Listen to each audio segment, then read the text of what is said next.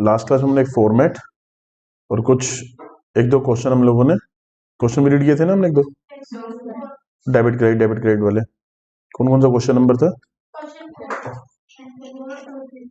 Question number 4th और 5th। चलो,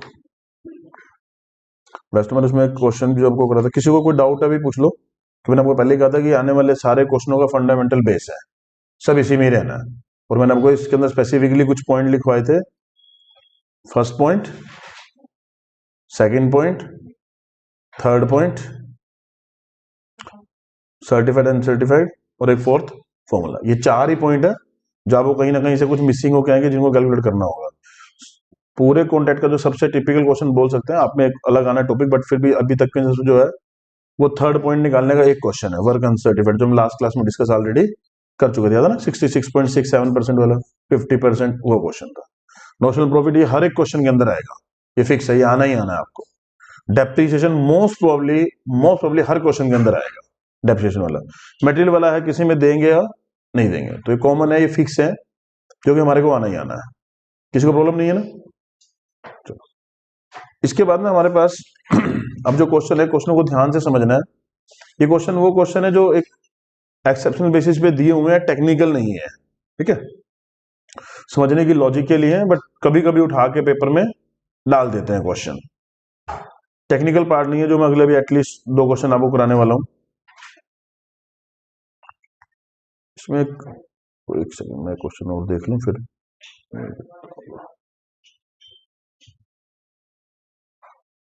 चलो,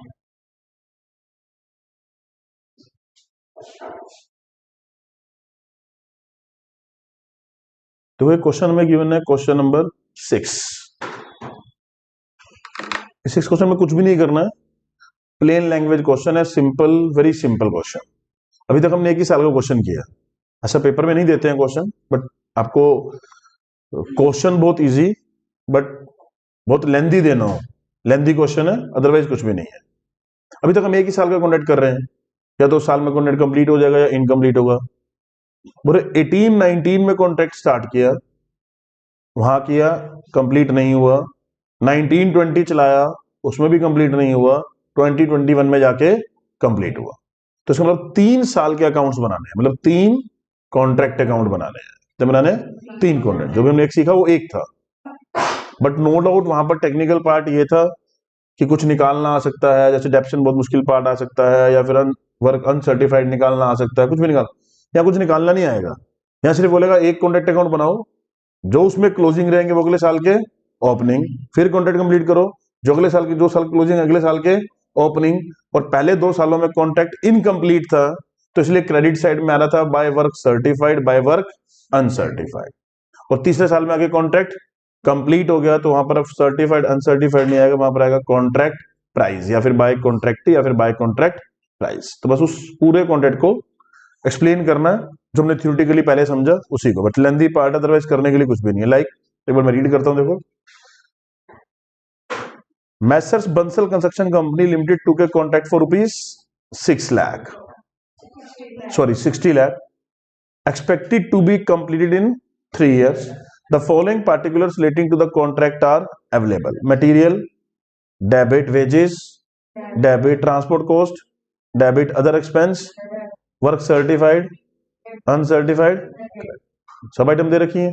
तो अगर मैं यहां तक पढ़ूंगा, तीनों सालों कॉन्ट्रैक्ट बनाऊं, तो हमें पता है डेबिट क्रेडिट में क्या क्या आ रहा है। Plant costing ₹3 lakh was bought at the commencement of the contract। एक बार देखा जाए तो डेबिट, अदरवाइज डेप्शन लिखेंगे। Depreciation was to be charged at 25% per annum. तो मेरी इच्छा है या तो डेप्रिसिएशन या फिर प्लांट, या तो मैं नेट डेप्शन काउंट करके लिख दूं, या फिर प्लांट लिखें, और प्लांट का opening closing 25% per annum on written down value method. The contractee pays 75% of the value of work certified. That will be CR, cash received. कितना? 75% of work certified. And when certified, and makes the final payment on completion of the contract. और जब सारा हो तो सारे पैसे पे कर दिए। You are required to prepare a contract account for 3 years and total estimated profit or loss from the contract. कोई एडजस्टमेंट नहीं है, कोई प्रॉब्लम नहीं है, सिर्फ पहले तो आपको सिर्फ क्लोजिंग को ओपनिंग कैसे ट्रांसफर करते हैं, क्या क्लोजिंग बैलेंस निकलते हैं, उसके लिए क्वेश्चन है। 18-19 का सबसे पहले लिया तो डेबिट साइड में 4 आइटम दे रखे थे आपको, material, wages, transportation cost, other expense. Plant हमने प्लांट ही लिख दिया क्योंकि हमें क्लोजिंग ओपनिंग वाला बनाना है, तो खाली डेप्शन की जगह पे क्या लिख रहा है, प्लांट का ओपनिंग क्लोजिंग। आप चाहो डेप्शन लिख सकते हो, प्रॉब्लम नहीं है, तो प्लांट भी ले लिया इसने। क्रेडिट साइड में क्या क्या गिवन था आपको, वर्क सर्टिफाइड क्वेश्चन में गिवन है, वर्क अनसर्टिफाइड क्वेश्चन में गिवन है, 25% रिटर्न ऑन वैल्यू मेथड पे डेप्शन लगाना है। तो 3 लाख के ऊपर 25% डेप्शन लगाने के बाद बाकी बचेगा हमारे पास 2,25,000। तो ये 75% ऑफ 3 लाख लिखो, या फिर 3 लाख माइनस 25%। तो ओपनिंग प्लांट, क्लोजिंग प्लांट, या नेट भी लिख सकते थे, टू डेप्रिसिएशन ऑन प्लांट 75,000। कोई क्लियर नहीं। सीधा बचा बैलेंसिंग फिगर, और ये बैलेंसिंग फिगर इस तरफ निकल आया, क्या निकला, ये लॉस। याद होगा जब मैंने बताया प्रॉफिट जब निकलेगा तो प्रॉब्लम है कितना रखना है कितना, loss immediately profit and loss account में ट्रांसफर कर देना। तो बाय प्रॉफिट एंड या by costing profit and loss account 65,000 rupees balancing figure. तो एक थ्योरी समझाने के लिए कि अगर लॉस निकले तो इमीडिएट पीएनएल में ट्रांसफर कर दो, ये पहला कॉन्ट्रैक्ट बन गया। तो इसमें से ओपनिंग क्या क्या उतरेगा नीचे वाले कॉन्ट्रैक्ट। पहले डेबिट साइड में देखो, आपने कोई क्लोजिंग लिखा, नो। अगर डेबिट साइड में कोई क्लोजिंग लिखा होता, बैलेंस शीट लिखा होता, तो हम उधर क्रेडिट साइड में उतारते by balance sheet. Debit side में, क्रेडिट साइड में, और क्रेडिट साइड में अगर कोई बैलेंस शीट निकला तो डेबिट साइड में बैलेंस शीट। सबसे पहले हमने क्या लिखा, टू प्लांट एट साइड, मतलब प्लांट का क्लोजिंग बैलेंस। तो अगली बार ये क्या बनेगा, प्लांट का ओपनिंग बैलेंस। सबसे पहले उतारेंगे to plant at site, opening balance 2,25,000। और देखो और क्या बता रहा था हमने क्रेडिट साइड में, by work in progress, CD लिख देते हैं, वर्क इन प्रोग्रेस मतलब आधा दूर है, वैसे ही पता क्लोजिंग है। अगली बारी के लिए क्या बन जाएगा, ओपनिंग बन जाएगा। तो टू प्लांट और to work in progress BD, work certified, work uncertified. और कुछ उतारा हो हमने ऊपर से, क्लोजिंग लिखा हो कुछ, लॉस है हमारे पास, वो लॉस बैलेंस नहीं होता लॉस का कभी भी। लॉस का हमने कहा लेके by costing profit and loss account. ध्यान से देखोगे, तुमने एक अकाउंट बीच में और बना दिया, बना दोगे तब भी ठीक है, नहीं बनाओगे चलेगा। Costing profit and loss account, तो costing profit and loss account में वहां पर उतरा था by costing profit and loss account, तो यहाँ क्या उतरेगा, टू कॉन्ट्रैक्ट अकाउंट 65,000 का लॉस बाय बैलेंस शीट। तो अगले कॉन्ट्रैक्ट में नहीं जाएगा, लॉस सीधा costing profit and loss account में ट्रांसफर हो गया। अगर ये प्रॉफिट निकला होता तो प्रॉफिट के भी हमने 2 पार्ट्स बनाए थे, याद होगा, एक रिजर्व और एक कॉस्टिंग पीरियड में जो जाएगा। तो कॉस्टिंग पीरियड में चल जाएगा, रिजर्व वाला यहाँ पर ओपनिंग उतर जाता, बट अभी कोई निकला ही नहीं। तो इसका मतलब पहला साल खत्म हुआ, अगले साल में 2 आइटम उतरी, कौन कौन सी, एक plant, work certified, work uncertified. दूसरे साल का कॉन्ट्रैक्ट उठाओ, again material, wages, transportation cost, other expense, 4 ये उतरी। क्रेडिट साइड में क्या क्या आएगा, प्लांट का क्लोजिंग सबसे पहले, ओपनिंग कितना था 2,25, रिटर्न डाउन वैल्यू मेथड डेप्शन लगानी है, तो 2,25 का 25% काट के बाकी 75%, 1,68,750। Work in progress. अब ध्यान से आओ, अब जो मैं आपको बता रहा हूं सीए है, तो यहां पर आपको इस क्वेश्चन में तो नहीं, बट कहीं और प्रॉब्लम दे सकते हैं। 1890 में वर्क सर्टिफाइड था 13,50,000 रुपीज, 1920 में वर्क सर्टिफाइड है 45 लाख रुपीज। तो मैं आपसे पूछूं 1920 तक टोटल कितना वर्क सर्टिफाइड हो चुका है, 1920 तक तो पूरा ही होगा 45। सिर्फ आपको इस जो प्रॉब्लम है, क्या 13,50,000 इसके अंदर इंक्लूडेड है या नहीं है। अब जब आपको इसके अंदर included, क्योंकि ये फॉर द ईयर डाटा दे रखा है, 1920 तक वर्क सर्टिफाइड 45 लाख रुपीज, 1920 में वर्क सर्टिफाइड 45 लाख नहीं है। तो यहां पर तो क्वेश्चन सिंपल, अगर इसी क्वेश्चन को थोड़ा सा ट्विस्ट में लेके आते हैं तो वर्क सर्टिफाइड अनसर्टिफाइड यहां ना देके वो नीचे डाल देते हैं थ्योरी के अंदर, ये 2 लाइनें हटा देंगे और नीचे लिख देंगे, और वहां लिखेंगे work certified for the year 1920, या वर्क सर्टिफाइड इन, या वर्क सर्टिफाइड ओनली इन 1920। तो मतलब आपको बाइफर्केशन करके देंगे कि 1819 में इतना हुआ और 1920 में इतना हुआ। तो वहां पर आपको क्यूमुलेटिव करना है, उसको क्यूमुलेटिव दे रखा हो, ये देखो वर्ल्ड क्यूमुलेटिव अगर क्यूमुलेटिव वर्क ना दे रखा हो तो मुझे क्यूमुलेटिव ही करके लेना है, मुझे 1920 तक का वर्क सर्टिफाइड लेना है। उसका रीजन एक और भी है, जब हमने अकाउंट बनाया था 1920 का, तो जो आज तक वर्क सर्टिफाइड हो चुका है वो हमने क्रेडिट साइड में लिख ही लिया। अगर हमने इस तरफ लिख लिया तो इसका मतलब उधर अब क्यूमुलेट होके आएगा। अगर मैं ओपनिंग लिखूं ही नहीं, फिर वहां सिर्फ करंट का लिखना है, बट वो हमारी प्रैक्टिस नहीं है, वो कॉन्ट्रैक्ट बनाने का तरीका नहीं है, क्योंकि इनकम्प्लीट है, क्लोजिंग है, तो ओपनिंग उतरेगा ही उतरेगा हमारे पास। तो यहाँ ओपनिंग उतारना और यहाँ क्यूमुलेटिव चाहिए। तो आपको पेपर में मोस्ट प्रोबेबली हर सम में क्यूमुलेटिव गिवन होता है, बट जब क्वेश्चन के अंदर उसको थोड़ा सा तंग करना होगा तो क्यूमुलेटिव नहीं देगा। बस वही बच्चे फंसेंगे इस क्वेश्चन में, और कहीं कुछ नहीं है, बाकी सब सिंपल है। तो वर्क सर्टिफाइड यहाँ पर क्यूमुलेटिव लेना है टिल डेट तक का, नहीं उन्होंने क्यूमुलेटिव दे रखा तो ओके, नहीं दे रखा तो काउंट करके लेना है। तो वर्क सर्टिफाइड उतारा। अब निकला बैलेंसिंग फिगर नोशनल प्रॉफिट 10,38,750। अब बताओ इसके ऊपर क्या फॉर्मूला लगेगा, निकला ना बैलेंसिंग फिगर, तो हमने फॉर्मूला लगाने की बात कही थी। किसे चेक करते हैं, वर्क सर्टिफाइड कॉन्ट्रैक्ट का कितना परसेंट है। तो वर्क सर्टिफाइड है 45 लाख और कॉन्ट्रैक्ट प्राइस कितना था क्वेश्चन में हमारे पास, 60 लाख रुपीस। कितना था, 60 लाख। तो याद है, अगर वर्क सर्टिफाइड कॉन्ट्रैक्ट प्राइस का ग्रेटर देन 50% है तो क्या फॉर्मूला था, notional profit multiply bye 2/3 multiply by cash received divide by work certified. तो इस 10,38,750 के ऊपर फॉर्मूला पुट करो और देखो कितना अमाउंट उसके रिजर्व में जा रहा है और कितना अमाउंट जो है वो P&L में आ रहा है आपके। तो मैं यहीं पर अगर फॉर्मूला लगा दूं तो 10,38,750 मल्टीप्लाई बाय 2/3, कितने परसेंट कैश रिसीव था, 75%, 75 डिवाइड बाय 100। ये समझ आता है कैसे लिखा 75 डिवाइड बाय 100। वर्क सर्टिफाइड का कैश रिसीव्ड कितना है, तो मैं वर्क सर्टिफाइड अमाउंट लूं 45 लाख रुपए, उसका 75% निकालूंगा एक अमाउंट, फिर cash received divide by work certified लिखूं, और अल्टीमेटली कितना है 75%। तो सीधे क्या लिख सकते हैं 75 डिवाइड बाय 100 या फिर 75%। कितना अमाउंट निकलता है चेक करो, कितना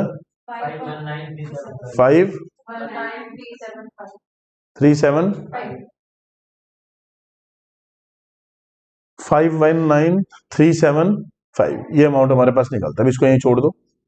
नेक्स्ट कॉन्ट्रैक्ट में आते हैं। तो कह रहा है नेक्स्ट कॉन्ट्रैक्ट में पहले आने के बाद हमें क्या उतारना है, टू प्लांट एट साइट, कितना opening balance, work in process का ओपनिंग बैलेंस, सर्टिफाइड और अनसर्टिफाइड, वही चार cost material, wages, transportation cost और अदर एक्सपेंस। क्रेडिट साइड में है तो प्लांट का क्लोजिंग बैलेंस और साथ में कॉन्ट्रैक्टी प्राइस, क्योंकि थर्ड ईयर में कॉन्ट्रैक्ट हमारा पूरा कंप्लीट हो चुका है। तो पूरा कंप्लीट हो गया तो 60 लाख रुपीस। अब जो डिफरेंस निकलेगा, अब ये कंप्लीट इन कॉन्ट्रैक्ट कंप्लीट नहीं है, अब जो भी डिफरेंस निकलेगा सारा कहां पर जाएगा, costing profit and loss account में, क्योंकि कॉन्ट्रैक्ट हमारा कंप्लीट इधर निकला तो भी प्रॉफिट में, इधर निकला तो भी प्रॉफिट में। तो by costing profit and loss account कितना 3,66,187 रुपीज नेट बैलेंस निकल गया हमारे पास। कह रहा है जो P&L बनाया बीच के हमने अलग अलग, by costing profit and loss account notional profit for the year, तो बाय कॉन्ट्रैक्ट अकाउंट 10,38,750। ऑलरेडी पहले बैलेंस चल रहा था कॉस्टिंग पीरियड का, ऊपर कितना लॉस निकला हुआ था 65,000, नेट कितना बच गया 9,73,750। अभी आते हैं नीचे, बताता हूं अभी आपको कुछ और। जब ये कॉन्ट्रैक्ट बनाया तो हमने कहा हमारे पास पहले ऑलरेडी प्रॉफिट पड़ा हुआ था कितना 9,73,750, और उसके बाद इस बारी कितना आया लॉस 366,187। सिंपल एंट्री तारी है कॉन्ट्रैक्ट की, इधर तो इधर की उतरनी है। 366,187 estimated profit on contract balancing figure 6,07,563 rupees. Clear, contract अलग बना दिए, पिन अलग बना दिए। अब मैं आपको तंग करना तो नहीं चाहता, हो सकता है आपको स्कैनर में कोई क्वेश्चन दिख जाए या कहीं पर कुछ दिख जाए, वहां पर प्रेजेंटेशन ये वाली नहीं होगी। वहां वो क्या प्रेजेंटेशन कर रहा होगा, एक्चुअल में इसने कॉस्टिंग पीरियड सब में अलग अलग बनाया है, जबकि सेकंड कॉन्ट्रैक्ट में आपको यहां पर दिखता कि नोशनल प्रॉफिट को दो पार्ट्स में डिवाइड कर रखा है। एक पार्ट प्रॉफिट में डिवाइड कर रखा होगा, ये P&L में डिवाइड कर रखा होगा, और एक पार्ट रिजर्व के अंदर ट्रांसफर कर रखा होगा। और वही वाला रिजर्व का क्लोजिंग बैलेंस अगले साल क्रेडिट साइड में बाय रिजर्व ओपनिंग लिखा हुआ होता। ये पुरानी प्रैक्टिस थी, ठीक है ना।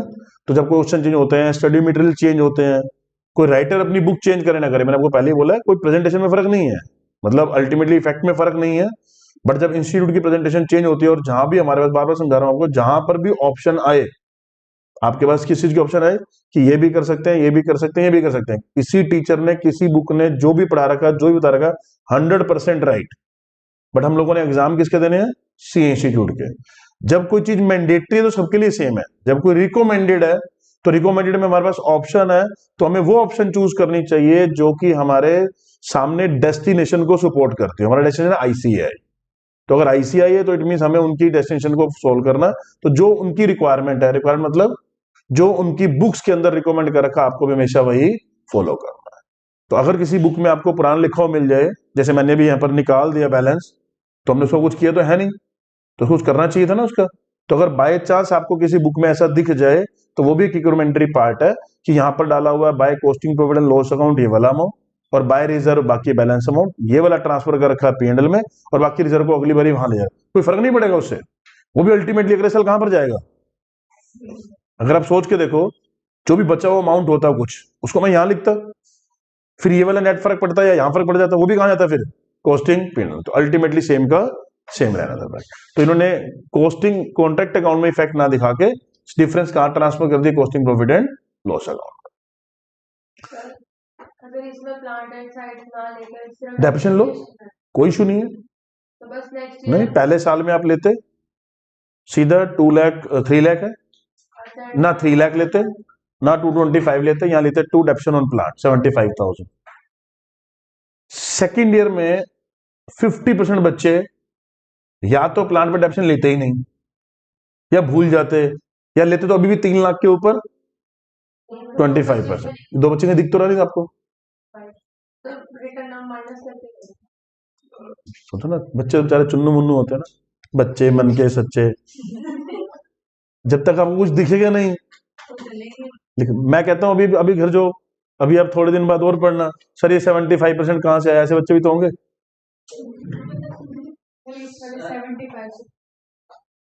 समझे ना? तो मतलब क्या होगा ना, जब आप पेपर, मैं फिर भी आपको बोलता हूँ, जब क्लास में पढ़ते हैं डिफरेंट पोजीशन होती है। मैं भी बोलूँ सभी सम करो, सोच के देखो आप सम कर रहे हो, मैं आगे खड़ा हो जाऊं ऊपर, फिर सर हटो ना, वो नहीं होता। फिर आप घर पे सम करते हो, डिफरेंट है। घर पे आप सम, इसी सम को 1-1.5 घंटे में कर रहे हो, कोई फर्क नहीं पड़ रहा है। वहां पेपर के अंदर एक बाउंड भी है, प्रेशर भी है, सब कुछ भी है, तो वहां पर करने के बाद बहुत चीजें अलग होती हैं। तो ये जो लिखा ना इसने क्वेश्चन के अंदर, आप कर, मैंने बार बार बोला कि आप कर सकते हो, बट जब नेक्स्ट सेकंड ईयर का कॉन्ट्रैक्ट आप बना रहे होगे ना, हो सकता है सेकंड ईयर के कॉन्ट्रैक्ट में और कुछ ट्विस्ट हो, तो उनके ध्यान में डेप्रिसिएशन लिखना ही भूल जाएगा। बट अगर प्लांट लिखा होगा तो प्लांट क्लोजिंग जरूर लिखा जा रहा होगा, और अगर नहीं लिखा जा रहा, बाद में कहा नहीं प्लांट डेप्रिसिएशन भी तो लगाना है, क्वेश्चन में देखो, क्वेश्चन में फिर 3 लाख दिख गया, तो 225 आपको दिख ही नहीं रहा। वो तो आपको भी बताओ, 3 लाख में से 25% माइनस करोगे, 2,25,000 कहीं नोट करोगे ना अपने पास, रफ में नोट करोगे ना, फिर 225 के ऊपर 25% लगा के फिर कहीं नोट करोगे ना अपने पास, जब नोटिंग करनी है तो इसी के अंदर ही करना। बट जो सिंगल वाला क्वेश्चन है वहां तो कोई ऑप्शन दिक्कत, वहां तो एक ही बार लिखना, तो यहाँ गलती होती ही होती है, ये गलती वाले पॉइंट है। तो बट आप करना चाहो कर सकते हो, आप इसका भी लिख दो, सिर्फ नेट प्लांट पे डेप्रिसिएशन, अगली बार 225 का जस्ट 25% आप डेबिट कर दो, तब भी कोई प्रॉब्लम नहीं है। तीसरी बारी में भी जो भी आपका बचा हुआ है उसके ऊपर 25% सिर्फ डेप्रिसिएशन लिख सकते हो, कोई प्लांट ओपनिंग क्लोजिंग दिखाना मैंडेटरी नहीं है। यहां तो मैं बोलूंगा रिकमेंडेटरी भी नहीं है, तो 100% प्योर ऑप्शनल है, पर आपके ऊपर डिपेंड करता है। मैं बोलता रहा हूं ना कि अल्टीमेटली पीनल प्रेजेंटेशन है, यहाँ पर कंसंट्रेशन आपको सिर्फ कॉन्ट्रैक्ट और एक पीनल दिखाने की कोशिश कर रहे हैं। मैं बोलता रहूंगा ना कि अगर हो सकता है आपको पिछली कोई राइटर की बुक मिल जाए या कोई पिछला मिल जाए, तो उसने वहीं पर कैलकुलेट कर रखा हुआ, तो वो भी गलत नहीं है, ये भी गलत नहीं है। इंस्टीट्यूट खुद भी पहले ऐसे ही करता था। मैं, मेरी बात को समझ नहीं रहे हो, मैं थ्योरेटिकली समझा रहा हूं। मैं कह रहा हूं बनाना जरूरी नहीं है, मैंने लिख दिया by costing profit and loss account. अब इंस्टीट्यूट ने बना रखा है, राइटर के पास ये वाला, आपको पता है, मैं फिर 2 मिनट और खराब कर देता हूं। अभी 15 दिसंबर से आपका वहां प्रोटेस्ट है दोबारा से, सी इंस्टीट्यूट के बाहर, आईटीओ के बाहर। वो प्रोटेस्ट किस चीज के लिए चल रहा है? वो 2 चीज के लिए चल रहा है सिर्फ। एक तो बच्चों को स्टेप मार्किंग दो, पहली कंडीशन ये चल रही है। वो स्टेप मार्किंग नहीं देते, उनको एक क्वेश्चन पॉइंट गलत दिखा, उन्होंने पूरा क्रॉस करके 0 देके आगे चल दिया, ठीक है। दूसरा प्रोटेस्ट जो प्रॉब्लम का वो ये चल रहा है कि जब कोई चीज के मल्टीपल सोल्यूशन आंसर है तो एग्जामिनर को आप एक ही आंसर क्यों दे रहे हो? एग्जामिनर को एक आंसर दे दिया, जब इसके मल्टीपल आंसर हो सकते हैं तो एग्जामिनर को जो आपका पेपर चेक करने वाला है उसको सारे दो ना। जिस बच्चे ने जो कर रखा होगा वैसा वो आंसर उसको चेक करना चाहिए, उसको दे दिया एक, उसको देखो मैच तो उसने क्रॉस दिया और आगे चल दिया। और दूसरा ये देखो सबसे बड़ी चीज, कोई भी टीचर पेपर चेक नहीं करेगा, ये पेपर चेक करने की पहली कंडीशन है, पेपर टीचर चेक नहीं करेगा। अगर मान लो मैं किसी का पेपर चेक कर रहा हूं, मुझे नहीं पता, मुझे साउथ के कोई बॉम्बे के पेपर चेक करने आ गए, तो मुझे पता ना ये ऑप्शन भी है, टीचर को तो चेक करते करते पता है, जो कोर्स पिछले टाइम से पढ़ा रहा है वो कोर्स का पेपर चेक कर रहा है, तो उसको पता ना ये भी हो सकता है, ये भी हो सकता है, ये भी हो सकता है, ये भी हो सकता है, और किस स्टेप के कितने मार्क्स देने चाहिए उसको ये भी पता है। अब मैं तो कहीं पेपर दे दूंगा, जिसको पता ही नहीं, प्रैक्टिस करता है, नौकरी करता है, यार एक पेपर चेक करने के मिलेंगे 200 रुपए, अगर मैं इस बार 100 पेपर चेक कर दूं तो 20,000 रुपए बन जाएंगे। जो 20,000 रुपए के लिए पेपर चेक कर रहा होगा उसको क्या पता बच्चे के करियर का क्या हो रहा है। देखा आंसर मैच नहीं है, क्रॉस, ट्रेन में वापसी जा रहा है पेपर चेक कर रहा है, ड्राइवर गाड़ी चला रहा है पीछे बैठा, आज तो दिहाड़ी 20,000 रुपए की बन गई, 100 पेपर घर तक चेक ही कर दी। उनमें क्या डिसाइड हो रहा है? बच्चों का करियर डिसाइड हो रहा है। फिर इन्होंने डिसाइड किया पेपर घर पे नहीं मिलेंगे, वहीं इंस्टीट्यूट के वहीं सेंटर पे आके चेक करने हैं पेपर। अब रूल हो गया घर पे जो पेपर नहीं मिलते वहां आके चेक करो, ब्रांच में बैठो, एक असिस्टेंट लगाया वो भी, मतलब इतना कुछ है, बट जो सोर्स है वो गलत है। तो इसलिए हर टीचर बार बार इस ट्रैक पे आ गया कि भाई मैं पढ़ा जरूर रहा हूं, सब कुछ ओके है, तो ये भी कर सकता है, ये भी कर सकता है। जब आप कंपनी में काम करोगे, जब मैं ऑफिस में बैठ के जॉब करूंगा तो भाई मेरी मर्जी है ना, मैं ऑडिटर हूं, मैं चार्टर्ड अकाउंटेंट, मैं कुछ भी करूंगा, मेरी ओपिनियन है। बट जो प्रेजेंटेशन है, वहां प्रेजेंटेशन मुझे किसी डिपार्टमेंट को देनी है, मैं कुछ भी लिख के दे सकता हूँ, बट यहां प्रेजेंटेशन किसको देनी है? मुझे सी इंस्टीट्यूट को। तो भाई उसके पास जो हो वो, तो उसके पास क्या होगा ये लो। और तो और बता दूं आपको मैं, मतलब उनके सजेस्टेड आंसर आते हैं सी इंस्टीट्यूट के, सजेस्टेड आंसर में जैसा कर रखा बच्चे ने वैसा कर रखा है, वो भी गलत कर रखा है। फिर बच्चे ने डाला सर ये तो वही है, कहता है तो सजेस्टेड आंसर है, जो हमारा एग्जाम कॉपी दी जाती है उसको चेक करने के लिए वो अलग है। समझ लो सोर्स कहां पर है फेल होने का। तो हम तो यहाँ पालक जरा पढ़ने में जोर लगा रहे हैं, गालियां निकाल निकाल के नहीं थक रहे। सोचो वहां तो मतलब सब कुछ करने के बाद भी पूरा फेल्योर पॉसिबिलिटी है, और जो यहाँ कर ही नहीं रहा वहां तक तो पहुंचने का मतलब ही नहीं है। तो जितनी आपको बातें सुनने के लिए मिल जाती हैं, ये चीजें जो मैंने आपको बताई हैं, ये शायद कोई हर फैकल्टी नहीं बताएगी, ठीक है। Due to experience, working, updation, वो आपके ऊपर डिपेंड करता है, फैकल्टी के ऊपर कितना रखना है। और उसके बाद बच्चों को समझाना क्या है कि इतना पढ़ने के बाद फेल क्यों हो रहे हो, और रीजन तो ढूंढो ना फेल होने का। तो आप ये मत समझो कि आपने सब कुछ पढ़ लिया, टीचर ने सब कुछ करा दिया, सबको आप यहाँ सोल्व कर रहे हो, टेस्ट में 100 में से 80-90 नंबर आ रहे हैं और वहां जाके ही पास होना। मैं बता दिया वहां फेल कैसे हो सकते हैं, सब कुछ ठीक होने के बावजूद भी फेल, और करके गलत आए वहां तो आप भूल ही जाओ।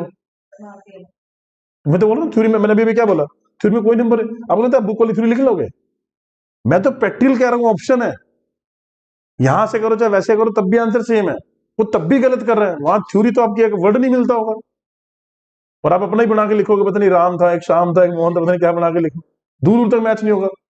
और जिसकी जितनी राइटिंग साफ है थ्योरी में उतना ही फेल है, ये भी ध्यान रखना, क्योंकि राइटिंग साफ होगी तो वो पढ़ लेगा, उसने पढ़ा तो आप फेल। कभी राइटिंग साफ मत लिखो, कभी भी।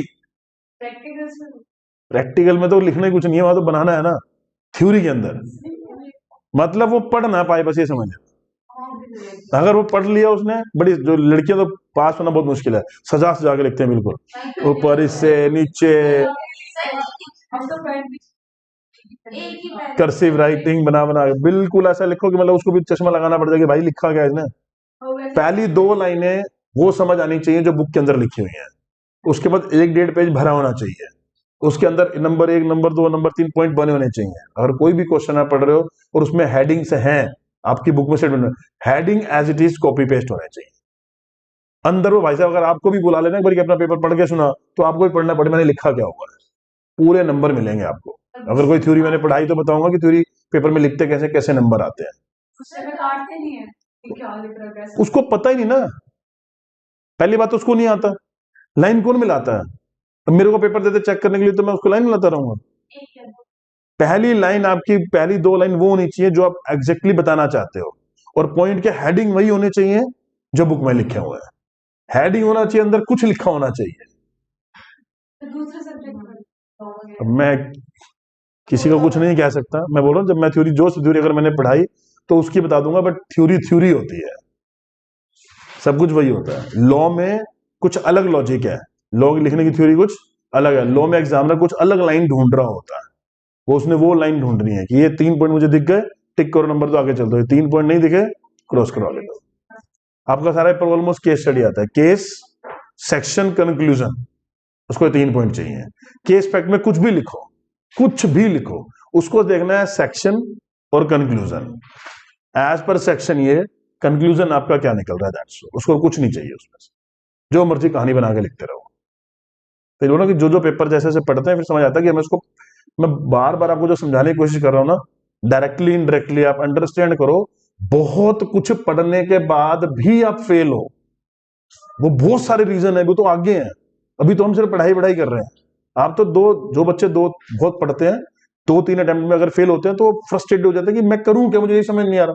और मैं बोलता हूं तुमने कुछ नहीं करना, जो कर रहा है वही करता रहे बस।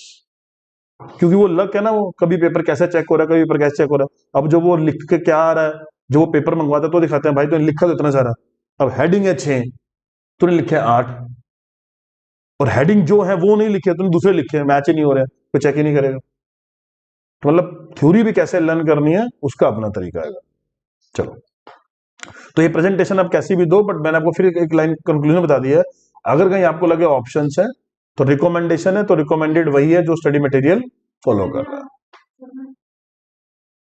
एक क्वेश्चन हम लोग के पास, क्वेश्चन नंबर 7, मैं थोड़ा सा एक बार स्किप करा देता हूं आपको, ये भी आगे करेंगे। वैसे कुछ आप देखोगे तो स्टैंडर्ड कोस्टिंग जैसा क्वेश्चन दिख रहा है, याद होगा आप लोगों को स्टैंडर्ड कोस्टिंग आता ना, स्टैंडर्ड एक्चुअल, स्टैंडर्ड एक्चुअल। जब पेपर में फर्स्ट टाइम क्वेश्चन आया था ना, इतना हाहाकार मच गया था क्वेश्चन पे आने पे कि कॉन्ट्रैक्ट और स्टैंडर्ड मिक्स होके आए हैं। कॉन्ट्रैक्ट और स्टैंडर्ड मिक्स हो गया अराउंड 2, ये स्टडी मटेरियल उसका एग्जाम क्वेश्चन है, अराउंड अराउंड मेरे ख्याल से ये 7-8 का होगा, 7-8, हाँ इतने के पेपर में आया होगा ये, या 9 का होगा। जब ये पेपर में क्वेश्चन आया तो इतना इतना ड्रास्टिक हो गया कि पता नहीं कॉन्टेंट के अंदर क्या आएगा। और जब इस क्वेश्चन का सजेस्टेड आंसर पढ़ा गया ना, तो पता लगा क्वेश्चन के अंदर कुछ करना ही नहीं था, कुछ भी नहीं करना था। टेबल की टेबल बनानी थी और इतना सा आंसर लिखना था, दैट्स कुछ नहीं करना था। और बता दूं आपको, मैं जिन जिन बच्चों को नॉलेज थी ना, उनका सबका क्वेश्चन ठीक था, कुछ भी करके आए थे वो, जनरल नॉलेज लगा के, और GK as it is fit बैठ गई थी। जिनको स्टैंडर्ड कोस्टिंग आता था वो क्वेश्चन कराए। स्टैंडर्ड कोस्टिंग जैसे करना कुछ नहीं था, कुछ तो महारत ही थे पूरे, material cost variance, price variance, usage variance, सब वेरिएंस निकाले। कहते सर कुछ नहीं आया, सभी ने हम सारे वेरिएंस निकाल दिए, और वेरिएंस का कोई क्वेश्चन ये था ही नहीं। ये एस्केलेशन क्लोज का क्वेश्चन था, जो भी मैं आपको अलग से कराऊंगा। मतलब 2 क्वेश्चन है कि ये और एक और है, देखता हूं। मैं वही टॉपिक ढूंढ रहा था कि अगर दूसरे वाला एस्केलेशन है तो मैं वो करा देता, जैसे लिखा ना, right short note on escalation. ये बहुत इंपॉर्टेंट था, इसका ही मैं बता रहा, ये क्वेश्चन है वो एक ही बना, आज तक दूसरा कोई बना ही नहीं क्वेश्चन करने के लिए।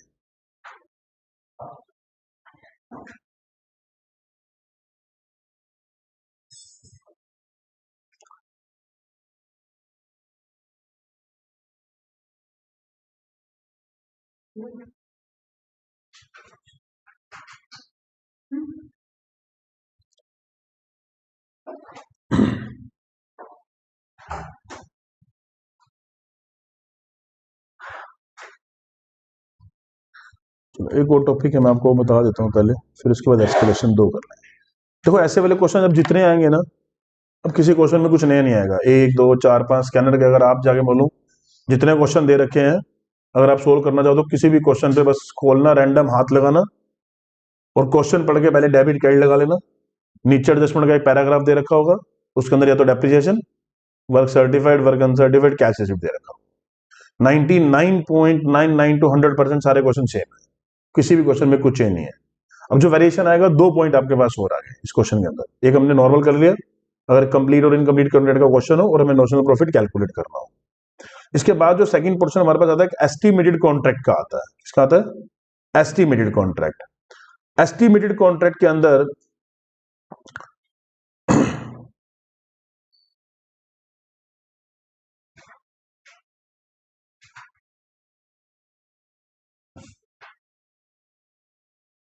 थ्योरेटिकली हम लोगों को कुछ बोलेगा करने के लिए, स्कैनर कितने हैं अभी क्लास के अंदर?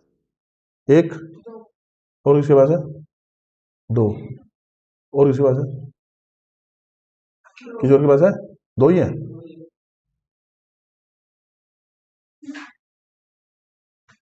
दो मिनट, नहीं मैं कुछ और करा देता हूं।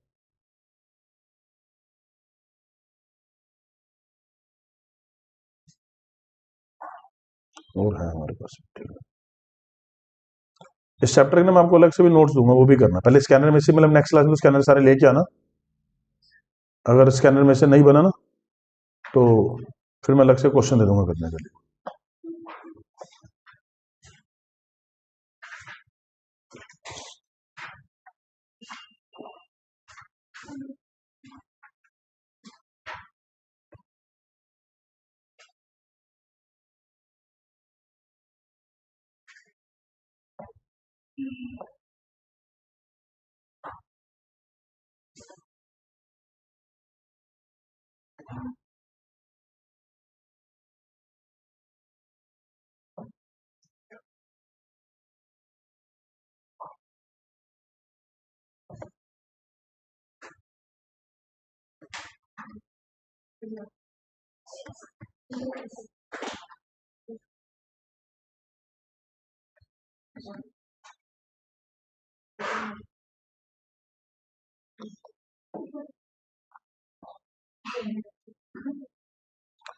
देखो अभी हम लोगों ने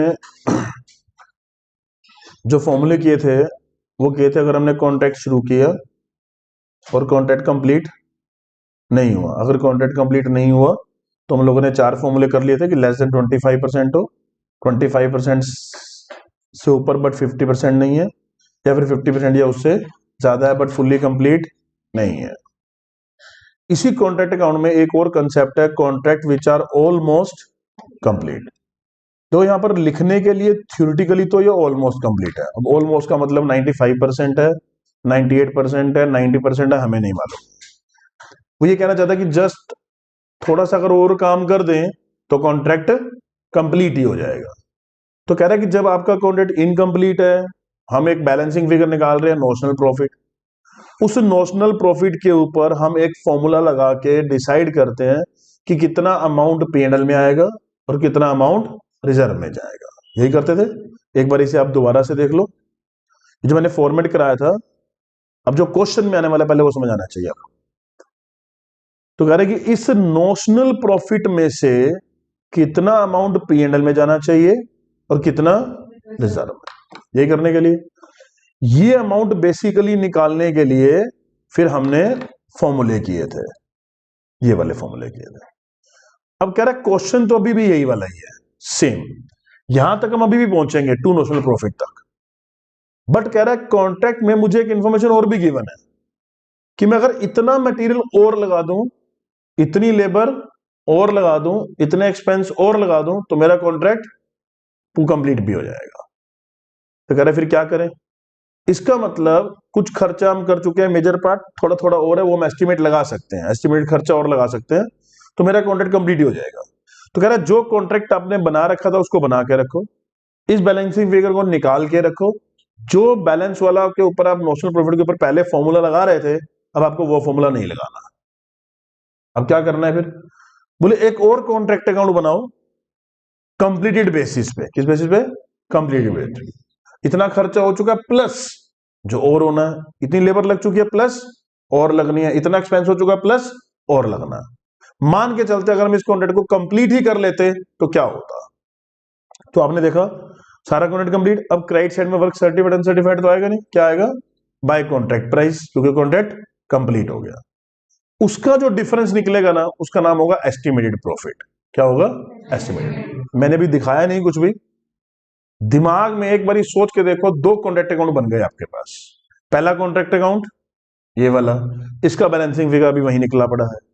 एक और कॉन्ट्रैक्ट अकाउंट हमने नीचे से बनाया, उसमें सारे एक्सपेंस ले लिए, जो हो चुके हैं वो भी और जो हो सकते हैं वो भी। और क्रेडिट साइड में कोई वर्क सर्टिफाइड अनसर्टिफाइड नहीं, सीधा क्या आ गया? कॉन्ट्रैक्ट प्राइस, उसका एक बैलेंस निकल आया। उस बैलेंस के ऊपर एक फॉर्मूला लगाना है। कौन से बैलेंस के ऊपर? कंप्लीटेड कॉन्ट्रैक्ट वाले एस्टिमेटेड प्रॉफिट के ऊपर एक फॉर्मूला लगाना है। उस फॉर्मूले को लगा के जो अमाउंट आएगा वो अमाउंट यहां पर आएगा टू P&L।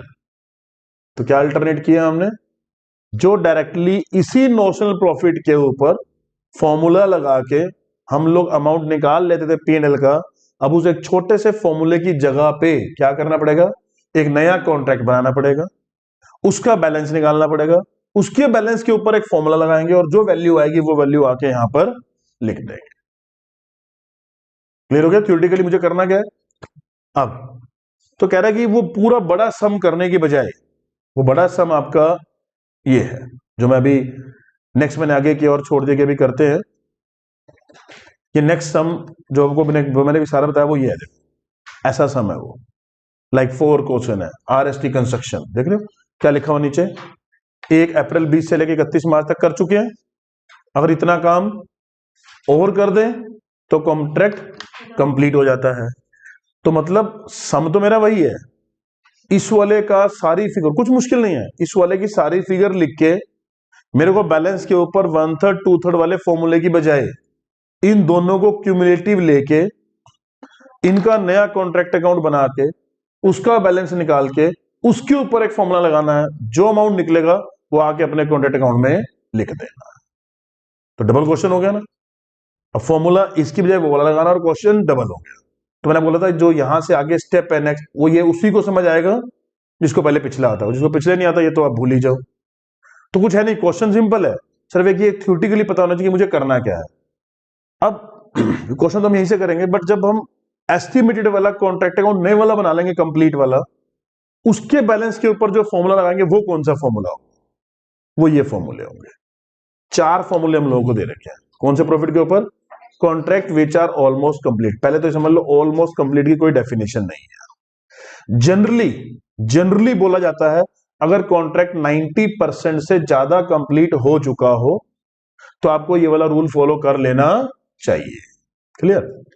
अब पेपर में एस्टिमेटेड कॉस्ट दे ही नहीं रखी है, कॉन्ट्रैक्ट तो कंप्लीट है, मुझे पता 96% कंप्लीट हो चुका है, मुझे नहीं बता रखा कितना मटेरियल और लगेगा, मुझे नहीं पता कितना एक्सपेंस और लगेगा, कुछ नहीं करना आपने, सिंपल कॉन्ट्रैक्ट अकाउंट से कंप्लीट कर दो, वही अपने वाला ही। मतलब थ्योरेटिकली पढ़ने के लिए क्या है कि अगर कॉन्ट्रैक्ट ऑलमोस्ट कंप्लीट हो गया हो तो हमें एस्टिमेटेड वाला कॉन्ट्रैक्ट प्रॉफिट निकाल के उसके ऊपर फॉर्मूला लगा के हमें अपनी कैलकुलेशन करनी चाहिए theoretically. Practically we are dependent on the question. भाई अगर क्वेश्चन के अंदर एस्टिमेटेड दे रखा है तो लगा लो, नहीं दे रखा है तो मत लगाओ, मतलब अपना सिंपल वाला समझो। मैं इसलिए बोल रहा हूं कि थ्योरेटिकली मैंने बताया मोर देन 90%। अभी जो मैं आपको क्वेश्चन कराऊंगा उसमें हो सकता है कॉन्ट्रैक्ट अभी सिर्फ 60% ही कंप्लीट हुआ हो, फिर 1 करोड़ का कॉन्ट्रैक्ट था, वर्क सर्टिफाइड 60 लाख रुपए, तो आप तो कहोगे सर सिर्फ 60% कंप्लीट है, बट उसी क्वेश्चन के अंदर बता रखा है कि अगर इतना मटेरियल और लगा दें, इतनी लेबर और लगा दें, इतना एक्सपेंस और लगा दें तो कॉन्ट्रैक्ट कंप्लीट हो जाएगा। अब मैं थ्योरेटिकली देखूं तो ये नहीं बनता है, प्रैक्टिकली देखूं तो बनता है, क्योंकि एस्टिमेटेड फिगर और सारी दे रखी है। तो थ्योरी पढ़ने के लिए अलग करना है, प्रैक्टिकल के लिए अगर एस्टिमेटेड की फिगर आएंगी तो एस्टिमेटेड वाली करनी है, नहीं आएंगी तो नहीं करनी। बट किसी को समझाना हो बताना हो तो आपने रूल बताना जो थ्योरेटिकली में कुछ लिख भी रहा था ये, in this case the portion of the profit to be transferred to profit and loss account is calculated by using the estimated total profit which is ascertained by subtracting the total cost to date and additional cost to complete the contract from the contract price। तो contract price में से जितना खर्चा आज तक हो चुका है वो प्लस जो हो सकता है वो माइनस करो, वो प्रॉफिट आएगा एस्टिमेटेड प्रॉफिट, उसके ऊपर कैलकुलेशन करनी है। The different formulas for such computation of profit are as follow। तो जो आपका एस्टिमेटेड प्रॉफिट निकलेगा उसके ऊपर कुछ फॉर्मूला लगाना है। ये 4 फॉर्मूले भी आपको लर्न करने हैं। और बता दूं आपको, मैं जो भी दिखाऊंगा आपको पेपर में क्वेश्चन आने के लिए, जो इंपॉर्टेंट क्वेश्चन है कुछ नहीं देगा करने के लिए, वो 5 से 10 नंबर क्वेश्चन देगा, छोटी सी 2 फिगर देगा और फिगर के ऊपर बोलेगा कि ये चारों फॉर्मूले लगा के दिखाओ, सिर्फ ये 4 फॉर्मूले लगा के दिखाओ। तो फॉर्मूला वो देखना चाह रहा है कि यहां तक बच्चे ने आके पढ़ के फॉर्मूला भी लर्न कर रखा है या नहीं कर रखा है। क्या फॉर्मूले हैं, जैसे वहां पर लगा रहे थे balance multiply by 1/3 multiply by cash save divide by work certified, ऐसे ही यहां पर फॉर्मूले हैं एस्टिमेटेड प्रॉफिट जो निकलेगा balance figure multiply by work certified divide by CP contract price. दूसरा formula estimated profit multiply by multiply by work certified divide by contract price multiply by cash receive divide by work certified. तो अगर मैं इसको काट दूं तो net क्या बचेगा? कैश रिसीव डिवाइड बाय, तो दो फॉर्मूले हो गए। जो बैलेंस निकला होगा multiply by work certified divide by contract price, दूसरा formula multiply by cash receive divide by contract price. तो ऐसा हो गया, चाहे वर्क सर्टिफाइड यूज कर लो चाहे कैश रिसीव यूज कर लो। तीसरा formula estimated total profit multiply by total cost to date, आज तक कितना खर्चा हो चुका है, divide by total cost. Total cost क्या होगी? टोटल कॉस्ट का मतलब total cost to date plus सब गिवन होगा क्वेश्चन के अंदर, एस्टिमेटेड कॉस्ट। ये हो गया up to date cost divide by total cost. Fourth formula estimated profit multiply by total cost to date divide by total cost multiply bye,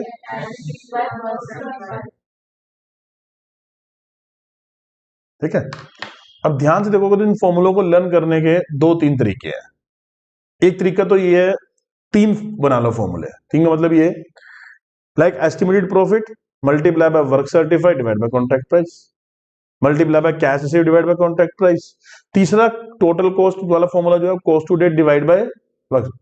तो चौथे फॉर्मूले में आना तो सेम ही है but multiply by cash receive divide by work certified. एक तरीका तो ये है। दूसरे दो फॉर्मूले भी आप लर्न कर सकते हो। आप ध्यान से देखो, इतना पोर्शन सेम है इन दो फॉर्मूलों में और इतना पोर्शन सेम है इन दो फॉर्मूलों में। तो मैं फॉर्मूले दो ही लर्न कर लेता हूं। कौन कौन से? Estimated profit multiply by work certified divide by contract price, दूसरा नीचे वाला total cost up to date divide by total cost. तो एक एक बार किससे मल्टीप्लाई करना है? कैश से divide by work certified, cash से डिवाइड बाय, तो चार फॉर्मूले बन गए। एक बारी बिना उसके, एक बारी उसके साथ। कैसे भी आपको लर्न रखना है। और जब पेपर के अंदर थ्योरी आएगी लिखी हुई, जब ये लगाना होगा तो चारों में से कौन सा फॉर्मूला लगाना है। वहां पर तो मेरे पास बाइफर्केशन था कि वर्क सर्टिफाइड को 25% है, 50, हमने कंपेयर कर लिया था। यहाँ कोई कंपैरिजन नहीं है। तो या तो हो सकता है क्वेश्चन ही सिर्फ इसी चीज का आएगा, जो जो डाटा आपको चाहिए इससे रिलेटेड डाटा 5-7 फिगर क्वेश्चन में दे देगा, बोलेगा चारों फॉर्मूले लगा के दिखाओ, क्वेश्चन खत्म। या फिर आपको पूरा बड़ा क्वेश्चन आएगा, उन क्वेश्चनों को जब लगाते हुए अपना फॉर्मूला लगाना पड़ेगा, तो वो एक फॉर्मूला लगेगा। उस एक फॉर्मूले का वो इंग्लिश की लाइनों में एक लाइन लिख देगा, किसी को पता नहीं लगेगा वो लाइन क्या लिखी हुई थी। तो ध्यान से पढ़नी है। वो लाइन आपको क्वेश्चन के अंदर लिख देगा कि कौन सा फॉर्मूला आपको फॉलो करना है। अगर वो लाइन भी नहीं लिखी हुई है, आप चारों में से कोई भी एक फॉर्मूला लगाओगे, 100% आपका आंसर ओके होगा। फिर वही लास्ट में पहुंच गए कि अल्टरनेटिव क्या होगा। तो कोई भी लगाओगे, कोई भी एक फॉर्मूला लगा दो, चलेगा। बट वहां पर नीचे ब्रैकेट में वो लिख दो, we have other 3 alternative also, बस खत्म। क्लियर? अगर थ्योरी समझ आ जाएगी, फिर हमें पता लग जाएगा हमें किस में करना क्या। तो एस्टिमेटेड का सम लाइक अगर कुछ ना देके सिर्फ हम बोले कि एस्टिमेटेड के क्वेश्चन पे ही सोल्व करो, तो इसी में से मैं पहले क्वेश्चन शायद है इनके अंदर।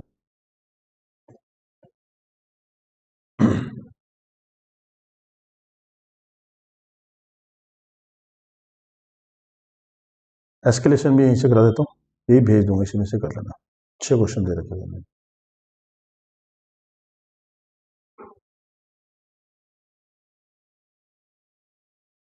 ये क्वेश्चन दे रखा,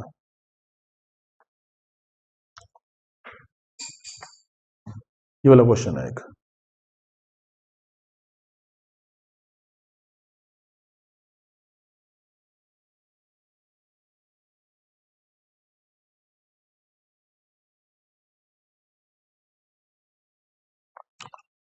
एटीन क्वेश्चन है। ऐसा आपके पेपर में भी आएगा क्वेश्चन करने के लिए।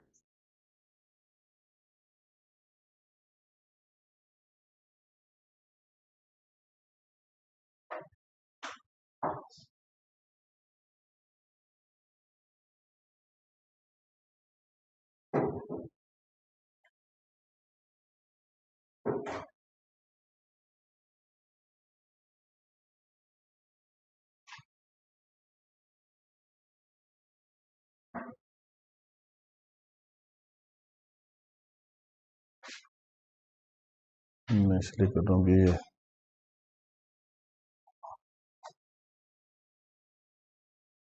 एक बार ये हटा दो ताकि आपको क्वेश्चन जरा फ्रेश दिख जाएगा,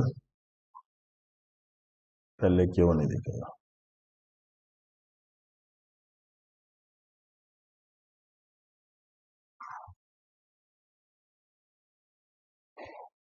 चलो,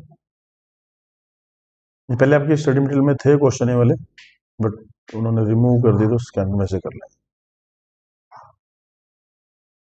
वेटेज कम नहीं हुई है चैप्टर के, कहीं क्वेश्चन कम हो गए तो वेटेज कम नहीं हुई है, 10 नंबर की वेटेज आई है।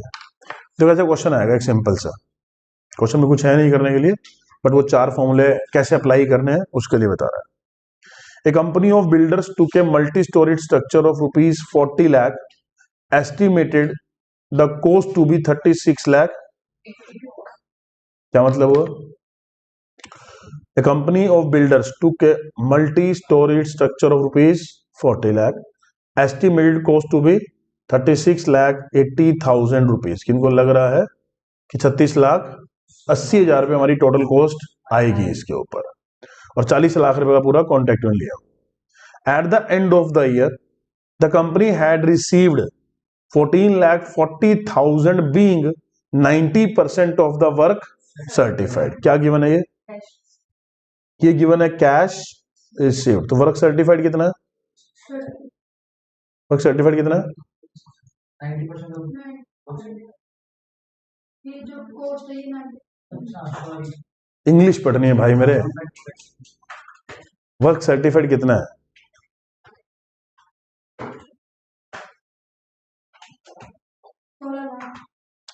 14,40,000 डिवाइड बाय कितना हो गया?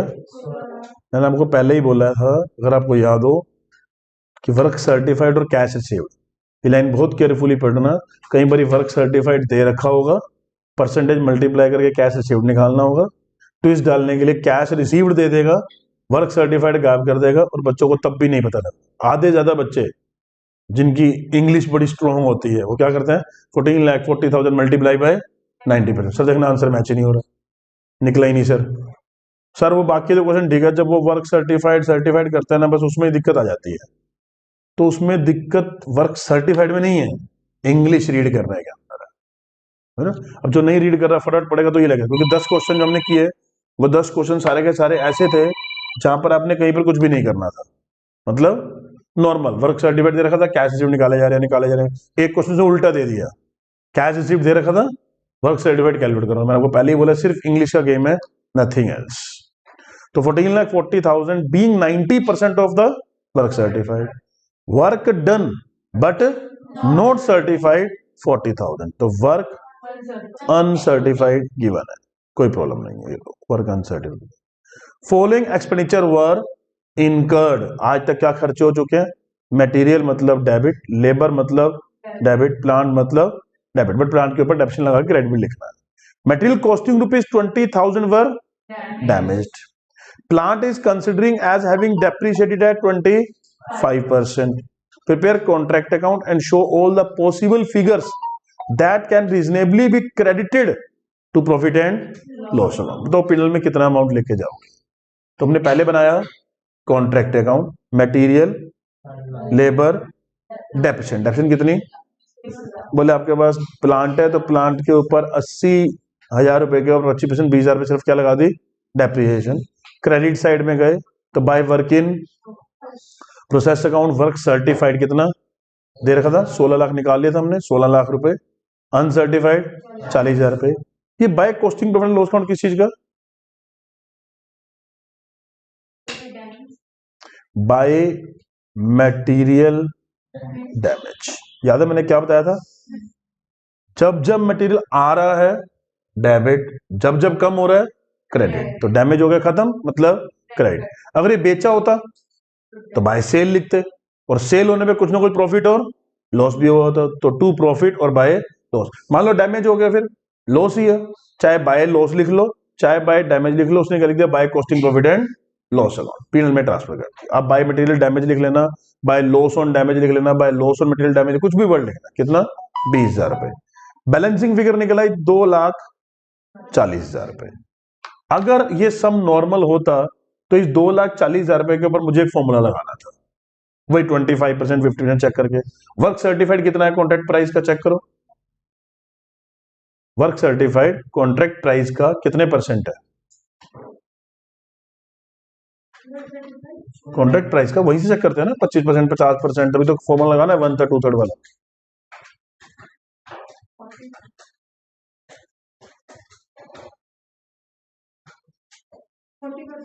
दिख ही रहा है 40 लाख का 40%, 16 लाख का। तो काम तो 40% है, तो क्या एस्टिमेटेड टू कंप्लीट है? बोले भी तो सिर्फ काम शुरू ही हुआ, अभी तो 40% सारा काम हुआ। बट क्वेश्चन के अंदर हम लोगों को टोटल कॉस्ट ऑलरेडी गिवन थी, total contract price already given था। अगर ये 36 लाख वाली फिगर नहीं गिवन होती, लाइन गिवन नहीं होती, तो हम इस बैलेंस के ऊपर अपना 1/3 का फॉर्मूला लगाते। 25% तक कुछ करना नहीं, 25 से 50 के बीच में 1/3, 2,40,000 आपका डिफरेंस निकला। Multiply by 1 divide by 3 multiply by cash receive divide by work certified, formula लगाते, P&L में डालते और बाकी रिजर्व में रख के खत्म करते। बट क्वेश्चन के अंदर हम लोगों को टोटल कॉस्ट दे रखी है। ये तो इतना आसान क्वेश्चन कर रखा है कि टोटल कॉस्ट दे रखी है। अगर यहां लिखा होता कि 20 लाख रुपए खर्चा और होना है, तो जितना कर चुके हैं वो प्लस 20 लाख, तो यहां तो क्वेश्चन में खुद ही दे दिया उसने कि 36,80,000 रुपए हमारी टोटल कॉस्ट आएगी। टोटल कॉस्ट आएगी, एडिशनल कॉस्ट नहीं, मतलब टोटल कॉस्ट आएगी। तो एस्टिमेटेड प्रॉफिट कितना होगा आपका? अगर हम बात करें एस्टिमेटेड प्रॉफिट कितना, 40 लाख का कॉन्ट्रैक्ट, टोटल कॉस्ट कितनी, 36,80,000, कितनी हो गई, 3,20,000। और ये समझ लेना, जो मैंने एक लाइन में लिख दिया है 3,20,000 रुपए, ये जब मैं अभी इससे अगला क्वेश्चन कराऊंगा तो एक लाइन में नहीं लिखा जाएगा। ये भी पूरा आपको एक कॉन्ट्रैक्ट अकाउंट पूरा का पूरा बनाना पड़ेगा। जो कॉस्ट है प्लस और दे रखी होगी वो ऐड करेंगे, तो फिर ऐसे एक फिगर निकलेगी, उसका नाम होगा एस्टिमेटेड प्रॉफिट। अब इसके ऊपर कौन सा फॉर्मूला लगाए 3,20,000 रुपए के ऊपर? अभी 4 फॉर्मूले बनाए ना हमने। पहला फॉर्मूला क्या था, कोई बिना देखे याद करके बताओ। Estimated profit multiply by work certified divide by contract price. दूसरा cash receive divide by contract price. तीसरा total cost to date divide by total cost. और fourth cost to date divide by total cost multiply by cash receive divide by. ये 4 फॉर्मूले लगा रखे हैं किसके ऊपर, 3,20,000 रुपए के ऊपर। तो ये अमाउंट, ये अमाउंट, ये अमाउंट, ये अमाउंट, कोई भी वन ऑप्शन आप चूज कर सकते, कोई प्रॉब्लम नहीं। उसने चारों फॉर्मूले से आपको लगा के दिखा दिया। क्लियर? 3,20,000 मल्टीप्लाई बाय 1420, 3680 क्या है, आज तक की cost multiply by divide by total cost. और आज तक की कॉस्ट कितनी है, कैसे पता लगेगी? आज तक का क्या लगा है, मटेरियल, लेबर, डेप्रिसिएशन, यही कॉस्ट लगे ना आज तक की। कितने हो गए, 14,20,000 रुपए। क्लियर? तो एक फॉर्मूला आपका हो गया estimated profit multiply by cost to date divide by total cost. फिर एक formula estimated total cost, estimated profit multiply by cost to date divide by total cost multiply by cash received divide by work certified. फिर एक formula estimated profit multiply by work certified divide by work certified divide by contract price. और दूसरा work certified divide by contract price multiply by cash received divide by work certified या contract price. Work certified, contract price नहीं है। फॉर्मूले आराम से घर पे लर्न कर लेना, ऐसे मैं कुछ भी बोल दूं कुछ भी बोल दोगे। तो मैंने बोला ना 2 तरीके अलग अलग हैं। अगर आप जो ये वाले 2 फॉर्मूले आप बोल रहे हो, इन 2 फॉर्मूलों को लर्न करने का तरीका है कि आपको वो जो मैंने कट अभी ऊपर कराया, कट करना है या नहीं करना है। कट नहीं करना है तो 2 फॉर्मूले लर्न करो, दोनों के साथ एक पेयर ऐड ऑन कर दो, वर्क सर्टिफाइड वाला, work certified divide by contract price. ये ना हो कि कहीं उन फॉर्मूलों में कहीं अटक के खड़े हो जाओ। जो मैंने भी 4 फॉर्मूले आपको बताए हैं, मैं लिख भी देता हूं अभी आपको। इन फॉर्मूलों को लर्न करने का तरीका अच्छे से कर लो। ये लगाया, ये 2 पेयर है, इनके साथ एक एक बार ये लगाना है। ऐसे मत बोलो कि मतलब estimated work certified divide by contract price, इसके बाद फिर work certified divide by contract price और cash received divide by work certified. तो भूलने का लॉजिक नहीं है। मैं इसको एक काम करते हैं, यहां लिखते हैं हम लोग एस्टिमेटेड प्रॉफिट के फॉर्मूलाज लिख लेते हैं एक बार। लिखेंगे तो हाथ से फिर और अच्छे से याद हो जाएगा।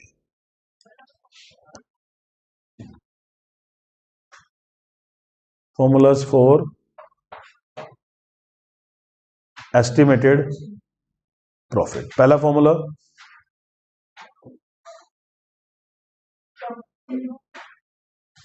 एस्टिमेटेड प्रॉफिट मल्टीप्लाई बाय, बोलो क्या है हमारे पास,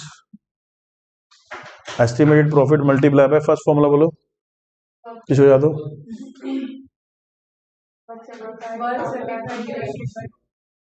work certified divide by contract price. दूसरा formula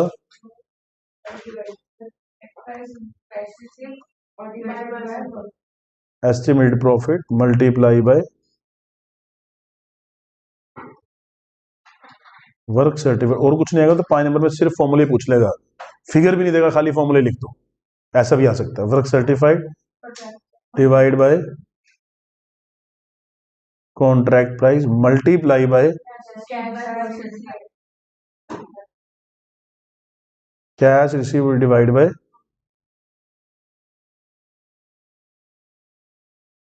work certified. Third formula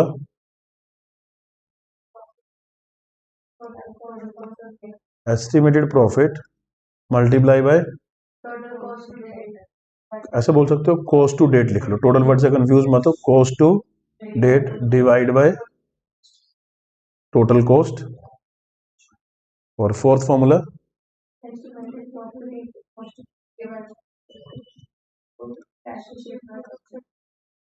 estimated profit multiply by cost to date divide by total cost multiply by cash receive divide by. जिसको जैसे learn हो सकता हो वैसे लर्न करना, कट करके learn करना है, क्योंकि मुझे तो ये 2 फॉर्मूले याद रहते हैं। कौन कौन से? Work certified divide by contract price और cost rate divide by total cost. मुझे पता है लास्ट में एक बार इस पेयर से मल्टीप्लाई करना है, एक बार ही करना है, एक बार ही नहीं करना। और ये पेयर भी कोई नया नहीं है, हमारे 1/3 2/3 वाले फॉर्मूले का ही पेयर है, वहां पर भी तो यही कर रहे थे। नोशनल प्रॉफिट मल्टीप्लाई बाय 1/3 या फिर 2/3, और एक ही पेयर से मल्टीप्लाई करना था, कैश डिवाइड बाय वर्क। तो जो भी यहां से अमाउंट निकल के आएगा वो अमाउंट कहां पर जाएगा? वो अमाउंट हमारा जो भी हम सम कर रहे होंगे, जहां पर भी हमने जो बैलेंस छोड़ा होगा, उस बैलेंस की क्रेडिट साइड डेबिट साइड में to profit and loss account में ये वाला अमाउंट जो है वो ट्रांसफर हो जाएगा।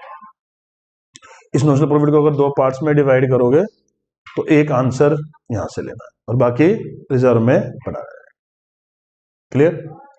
तो पेपर में एस्टिमेटेड प्रॉफिट में 5 नंबर का क्वेश्चन जब भी आएगा, इवन बता दूं आपको, जब भी कॉन्ट्रैक्ट में 5 नंबर का क्वेश्चन आएगा तो जनरली या तो वो वाले फॉर्मूले पूछेगा, फिगर्स देके क्या बस पुट करके आंसर निकाल के दिखा दो, या फिर ये वाली फिगर देके पुट करके निकाल के दिखा दो।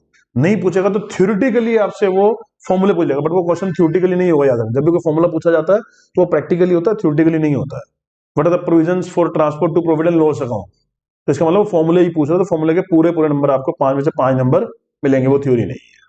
और फिगर डालना चाहो तो फॉर एग्जाम्पल आप ले सकते हो, फिगर डाल के फॉर्मूला समझा के सम सोल्व करके दिखाना चाहो तो आपकी इच्छा, तो फॉर्मूले एटलीस्ट लिखोगे तो भी आपका सम ओके होगा। क्लियर? छोटे से कंसेप्ट को पढ़ने के बाद मैं डायरेक्टली वो क्वेश्चन करता हूं जो पेपर में most of the times repetition है हमारे सीए के पेपर में। और पहले तो उनका इतना फेवरेट था कि मतलब, क्योंकि पास किसी को करना नहीं होता था, फेल ही फेल करना होता था, तो वो यही वाला क्वेश्चन उठा के देते थे। और ये हमारे जमाने के, मतलब अपने 3-4 के तब के जमाने के क्वेश्चन है। 2 क्वेश्चन है, ये दोनों क्वेश्चन हम लोग कर रहे हैं। अब जो मैंने आपको थ्योरी बताई थी फिर सुन लो। पहला कॉन्ट्रैक्ट पूरा बनाना अपना नॉर्मल वाला, उसका एक बैलेंस निकालना है, बैलेंस के ऊपर फॉर्मूला नहीं लगाना, उसको वहीं छोड़ देना है। फिर दोबारा से एक कॉन्ट्रैक्ट अकाउंट बनाना है, उसका एक बैलेंस निकालना है, उसके बैलेंस के ऊपर ये न्यू वाले फॉर्मूले से कोई एक फॉर्मूला अप्लाई करना है, अमाउंट निकालना है और अपने मेन कॉन्ट्रैक्ट में आके लिख देना है। जिसको ये बात याद है उसके लिए सब बहुत ईजी है, बट ये फिर आपको पता लग गया, लेंथी तो कर दिया, बट याद रखना क्वेश्चन सीए इंस्टीट्यूट 2 ही टाइप से देता है, या तो टेक्निकल देगा या लेंथ वाइज देगा। अगर क्वेश्चन लेंथ वाइज होगा तो फिर टेक्निकल कम होगा, टेक्निकल होगा तो लेंथ कम होगी। बट पुराने जमाने की बात करें तो लेंथी भी था और टेक्निकल भी था। ठीक है, तो अब वो आपकी किस्मत है, इंस्टीट्यूट क्या आपसे चाह रहा है, कैसे वाला क्वेश्चन टॉपिक चाह रहा है, वो पॉसिबिलिटी हो सकती है। जैसे अभी अभी जो हमने क्वेश्चन पढ़ा ऊपर ये क्वेश्चन उसी का दे रखा था। इस क्वेश्चन को होमवर्क नोट करो एक बार, सेकंड क्वेश्चन को जो मैंने अभी कराया ना, compute notional profit and estimated profit on a contract which has been 90% complete from the following particular. Total expenditure to date आज तक इतना हो चुका है, estimated further expenditure to complete the contract, तो मतलब 450 हो चुका है, 25 और होगा, तो आज तक हो चुका है 450, टोटल मिलाए तो 475। कॉन्ट्रैक्ट प्राइस दे रखा है, वर्क सर्टिफाइड दे रखा है, वर्क अनसर्टिफाइड दे रखा है, कैश रिसीव्ड दे रखा है। क्या निकालना है? Notional profit. तो वर्क सर्टिफाइड वाले कॉन्ट्रैक्ट में से निकलता है नोशनल प्रॉफिट, और कॉन्ट्रैक्ट प्राइस इधर लिख के टोटल कॉस्ट लिख के क्या निकलेगा? Estimated profit. यही पूछा उसने, तो नोशनल प्रॉफिट बताओ और एस्टिमेटेड प्रॉफिट बताओ। अब ध्यान से बहुत केयरफुली क्वेश्चन नंबर 3 करना है आप लोगों ने, ठीक है। और मैं फिर बोल रहा हूं मैंने करना क्या है वो मुझे आइडिया पता है, कंफर्म हो गया ना। पहले नॉर्मल कॉन्ट्रैक्ट अकाउंट, उसका बैलेंस वहीं छोड़ देना है, फिर दूसरा कॉन्ट्रैक्ट अकाउंट, उसका बैलेंस निकालना है, उसके बैलेंस के ऊपर न्यू में से कोई एक फॉर्मूला लगाना है, अमाउंट निकालना है, वापस वहां पर आके लिख देना है। AKP builders limited commenced a contract on 1 अप्रैल 2020, और डेटे थोड़ी सी याद रखना, 1 अप्रैल 2020 को स्टार्ट किया था। Total contract was for ₹5 lakh, contract price given है। Actual expenditure for the period 1st April 2020 to March 31st 2020 and estimated expenditure from 1st April 2021 to 31st December 2021 are given below। तो याद रखना ये दे रखे हैं 12 months और ये दे रखे हैं 9 months। टोटल टाइम बोलो तो 12 + 9 21 months। क्लियर? तो 20-21 का दे रखा और 9 महीने का एस्टिमेटेड दे रखा, तो मतलब मुझे पहले इसका कॉन्ट्रैक्ट अकाउंट बनाना है, इसका बैलेंस निकाला, नोशनल प्रॉफिट, वही सेम मटेरियल इशूड डेबिट या credit, debit, wages paid, outstanding at the and, क्या करेंगे? मैं डेबिट ही लिख देता हूं। डेबिट मतलब वेजेस पेड प्लस आउटस्टैंडिंग, अगर आउटस्टैंडिंग ओपनिंग होता लेस कर देते हो, प्लस वाली कंडीशन से। प्लांट, और जब भी आपको लगे ना कि ऐसा एस्टिमेटेड आना है या फिर कहीं नेक्स्ट ईयर से रिलेटेड आना है, तो कोशिश करो प्लांट वर्ड ही यूज कर लिया करो, क्योंकि फिर छूटेगा नहीं आपसे कभी, नहीं तो डेबिशन भी करोगे तो प्रॉब्लम कोई नहीं है। Sundry expense paid, debit, prepaid eight the and, या तो क्रेडिट कर दें या फिर लेस। मैं ऐसे लिख देता हूं, इसको भी वो लिख देता हूं, कंफ्यूजन ना हो। ऐड इसी के साथ, ये इसी में से लेस, इसमें जाएगा लेस क्यों किया? प्लस वन वाले कहा नहीं। आउटस्टैंडिंग क्या करते हैं? Closing add opening less. Prepaid क्या करते हैं? क्लोजिंग लेस ओपनिंग ऐड, वही वाला है। Establishment charges, debit. क्लियर? एक बार देखा जाए तो कॉन्ट्रैक्ट अकाउंट में सिर्फ डेबिट में ही उतारनी, मतलब डेबिट में फिगर उतारनी है। नीचे और भी दे रखा है कुछ। A part of the material was unsuitable and was sold for ₹18125, cost being 15,000। अब क्या करेंगे? याद होगा जब मैंने कॉन्ट्रैक्ट अकाउंट बताया था ना, तो मटेरियल के साथ मैंने नंबर 1 लिखवाया था। मैं अगर इसमें कुछ ना कुछ पॉइंट, वो यही पॉइंट देगा। क्या लिखेंगे बताओ इसके अंदर? मटेरियल सेल किया 18,125 रुपए का, उसकी कॉस्ट थी 15,000 रुपए, तो मेरे कॉन्ट्रैक्ट अकाउंट में ये कैसे दिखेगा? क्रेडिट साइड में जाएगा, बाय सोल और सेल मटेरियल या बाय सोल्ड मटेरियल, सोल्ड कितने का? 18,125। और क्या आएगा? डेबिट साइड में आएगा to profit on sale of material, कितना? 18,125 माइनस 15,3125। 15,000 भी आएगा कहीं? नो, वो ऑलरेडी मटेरियल इशूड में आ चुका है। क्लियर? चलो। A part of the plant was scrapped and disposed of ₹2875। क्या करेंगे?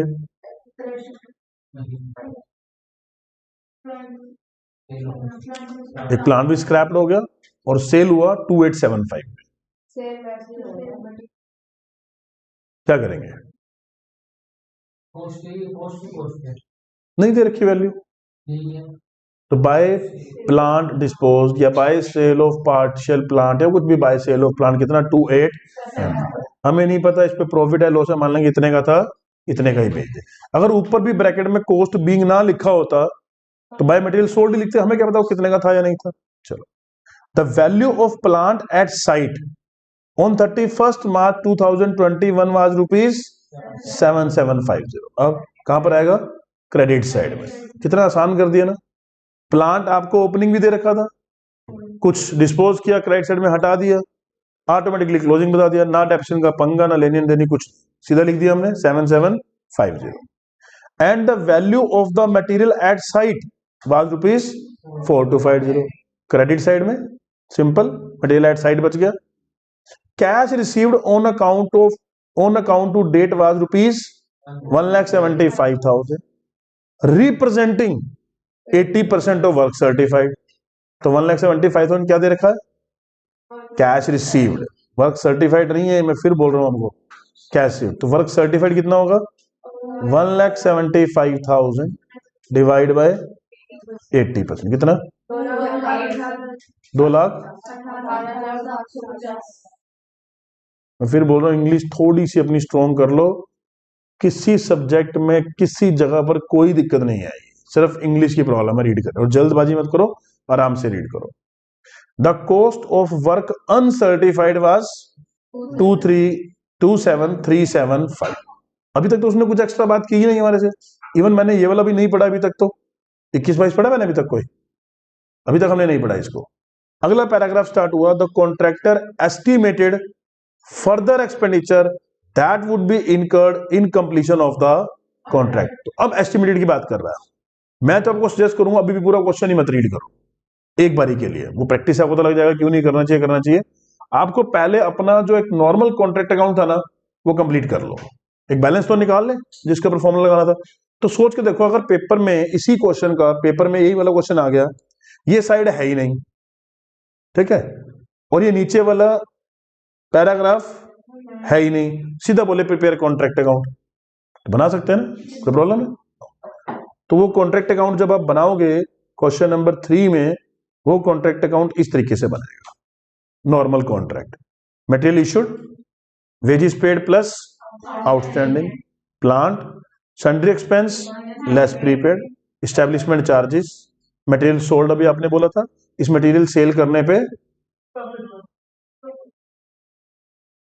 ऑन मटेरियल सोल्ड, यही आया था आपके पास। प्लांट सोल्ड उसने दिया था, उस पर कुछ नहीं बताया तो कुछ नहीं लिखा हमने। Plant at site, material at site, work in progress में वर्क सर्टिफाइड दे रखा, कितना वर्क सर्टिफाइड, जो हमने निकाल के 2,18,750, वो कैसे निकाला था, 175 डिवाइड बाय 80%।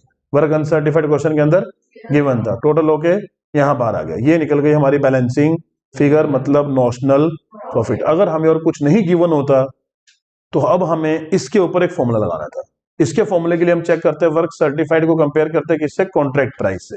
तो वर्क सर्टिफाइड है हमारे पास 2,18,750 और कॉन्ट्रैक्ट प्राइस कितना है 5 लाख, मतलब 50% से कम है। तो इसका मतलब 1/3 वाला फॉर्मूला हम अप्लाई करते हैं। हम सिंपल अप्लाई करते हैं, notional profit multiply bye 1/3 multiply by cash receive divide by work certified, और अपने सम को सोल्व कर देते। बट क्वेश्चन यहां पर कंप्लीट नहीं था, इन्होंने कहा कि हमारे पास एस्टिमेटेड फिगर भी गिवन है। अब जो मैं अभी तक थ्योरेटिकली बोल रहा था वो देखो, ये यही गिवन था। इसके बाद हमारे पास दोबारा से हमने एक कॉन्ट्रैक्ट अकाउंट बनाया, क्या बनाया हमने, दोबारा से एक कॉन्ट्रैक्ट अकाउंट बनाया, और कॉन्ट्रैक्ट अकाउंट बनाने के बाद दोबारा से एक बैलेंस निकालेंगे, और वो बैलेंस निकालने के बाद उस बैलेंस के ऊपर कोई ना कोई एक एस्टिमेटेड का फॉर्मूला अप्लाई करेंगे, तब जाके हमारे पास वो क्वेश्चन जो है वो खत्म होगा। ठीक है, ये आपका यहां तक है, क्वेश्चन नंबर यहां तक।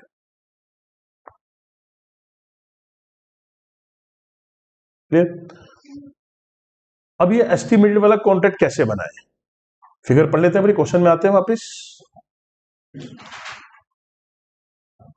क्वेश्चन में उसने हमें हिंट दिया और उससे फर्दर रिगार्डिंग क्या रहा है हम लोगों को, the contractor estimated further expenditure that would be incurred in completion of the contract. The contract would be completed by 31 दिसंबर 2021, मतलब 9 महीने और चलेगा। ध्यान से पढ़ना भी है क्या इनको, a further sum of 31250 would have to be spent on plant. इसका मतलब जो प्लांट में बचा हुआ था वो तो था ही था, इस बार 31,250 रुपए का एक और प्लांट लगेगा। And the residual value of the plant on the completion of the contract would be 3750। इतना प्लांट और लगेगा और लास्ट में वैल्यू बचेगी 3750। चलो कोई बात नहीं। Establishment charges would cost the same amount per month as in the previous year। मतलब पिछले साल 12 महीने का एस्टेब्लिशमेंट चार्ज लगा था, प्रोपोर्शनेटली 9 महीने का लगा के और चार्ज कर देंगे, जो भी फिगर आएगी। ₹10,800 would be sufficient to provide for contingency. भाई और छोटे मोटे खर्चे अननोन कुछ और हो जाए, 10,800 रुपए उसके लिए और खर्चे रख लो आप। Required prepare a contract account for the year ending 31 March 2021, जो हमने बना दिया उसमें प्रॉफिट निकाल दिया। And calculate estimated total profit on this contract. अब मैं फिर आपको बोल दूं, मैंने आपको बताया तो कुछ और है, बट ये भी कर कुछ और रहा है।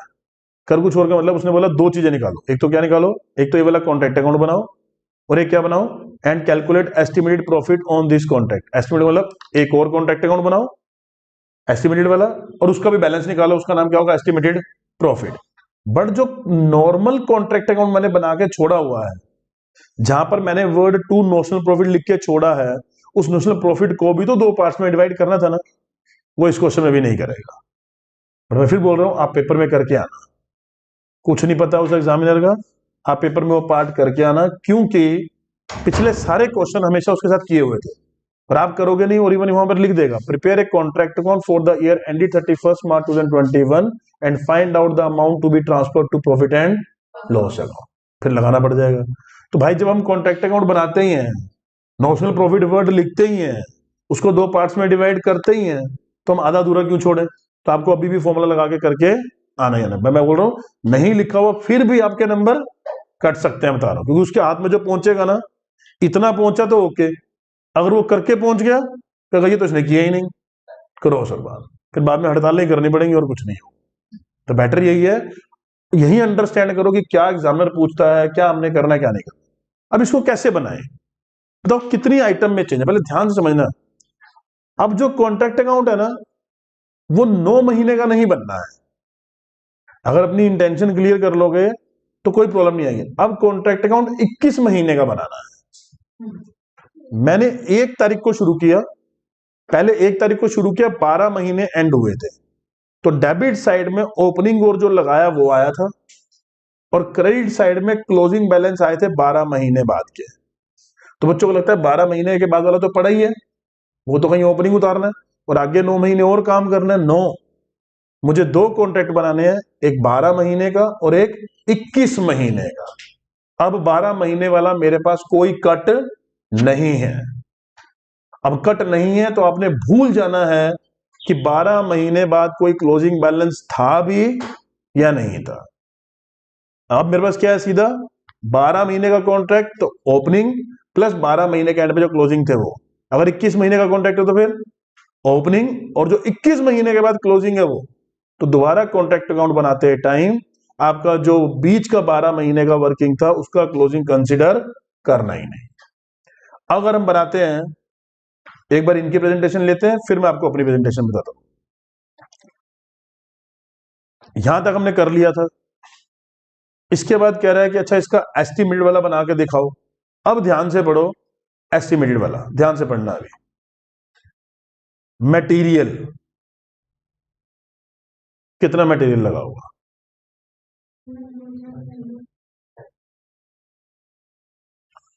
चलो मैं आपको बता देता हूं, आपको और इजी कर देता हूं इस क्वेश्चन को, क्योंकि इससे आने वाला अगला क्वेश्चन और इजी है।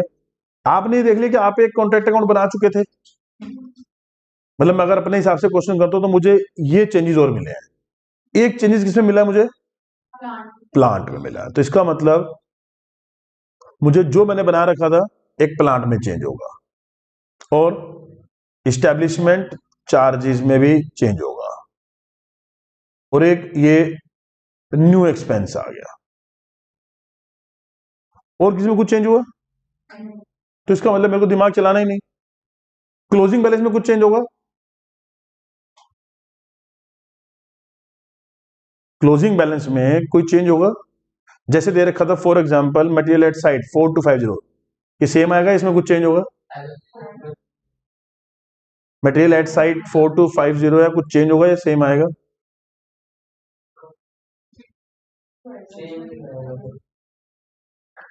बताओ। मटेरियल में उसने कुछ चेंज करने के लिए नहीं बोला, तो क्लोजिंग 4250 ही आएगा या कुछ चेंज होगा? मुझे पता था आप लोगों को कुछ समझ नहीं आना, इसलिए मैंने यहाँ रुके बच्चे, मैंने पिछले लाइनें 10 बार बोली। ये कौन सी डेट का क्लोजिंग बैलेंस है? 12 महीने बाद। मैं 12 महीने का कॉन्ट्रैक्ट बना रहा हूं, फिर ये क्यों आएगा? मैंने क्या बोला? ओपनिंग डेट मैं 12 महीने बाद रुका, तो कोई आपको बता देगा सर ये 12 महीने बाद का क्लोजिंग बैलेंस है। मैंने कहा मुझे रुकना ही नहीं है यार, मैं सीधा 21 के बाद ही जाके रुकूंगा। तो 21 के बाद का कोई क्लोजिंग बताएगा तो होगा, नहीं होगा तो नहीं। ये वो पॉइंट्स हैं, क्लास में 10 क्वेश्चन करा लो, 15 करा लो, उसके बाद भी बच्चों के या तो घर से नहीं निकल रहे, या समझ नहीं आ रहे, या पेपर में नहीं निकला, क्योंकि उनको पीछे लाइन क्या वो मालूम ही नहीं है।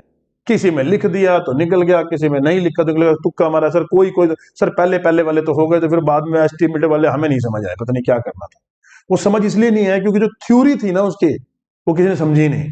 क्वेश्चन करा दिए, याद रह गया तो ठीक, नहीं तो नहीं। तो मैं आपको पहले क्या बोला, अब 12 महीने की कोई वर्किंग है ही नहीं, तो 12 महीने के जो क्लोजिंग बैलेंस दे रखे तो वो हमारे लिए इररिलेवेंट है। अब भाई बात करो, 21 महीने का कॉन्ट्रैक्ट बना रहे हैं, ओपनिंग पहले भी लगा था, अब भी लगा है, बीच में कुछ पहले भी लगाया होगा, अब भी लगाया होगा, बीच में जो सेल हुआ होगा वो अब भी हुआ होगा, बट क्लोजिंग बैलेंस सिर्फ कौन से? Closing balance. पहले 12 महीने पे कट लगा रहे थे तो 12 महीने बाद के चाहिए थे, अब 21 महीने के बाद लगा रहे हैं तो 21 महीने का क्लोजिंग बैलेंस चाहिए। है तो लिखेंगे, नहीं है तो नहीं लिखेंगे। मान लो ड्यूरिंग द ईयर कोई मटेरियल सेल किया था, 12 महीने बीते थे, 7वें महीने में हमने एक मटेरियल सेल कर दिया था। जब 21 महीने का कॉन्ट्रैक्ट बढ़ाएंगे वो मटेरियल सेल आएगा कि नहीं आएगा? 12 महीने का जब कॉन्ट्रैक्ट बना रहे थे तो उसमें एक मटेरियल सोल्ड था, जब 21 महीने का बनाएंगे तो मटेरियल सोल्ड आएगा कि नहीं आएगा? आएगा, आएगा ना। अब मैं बोलूं मुझे सिर्फ एक लाइन का पता है, मुझे सिर्फ क्लोजिंग बैलेंस नहीं लेने, अब बाकी का मैंने बताया ही नहीं।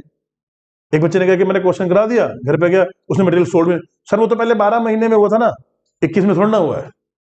वैसे बात है ना, पहले 12 में प्लस 9, तो जो चीज 12 में हो चुकी है वो तो 21 में भी आएगी ना। मैं कोई खाली 9 महीने बनाने थोड़ा कह रहा हूं, बट जो रुका था मैं क्लोजिंग बैलेंस 12 महीने बाद, अब वो कब रुक रहे हैं हम? 21 के बाद। भाई हो सकता है एक बार मटेरियल और भी सोल्ड हो गया हो तो 2 बार ही आ जाएगा, 3 बार ही आ जाएगा।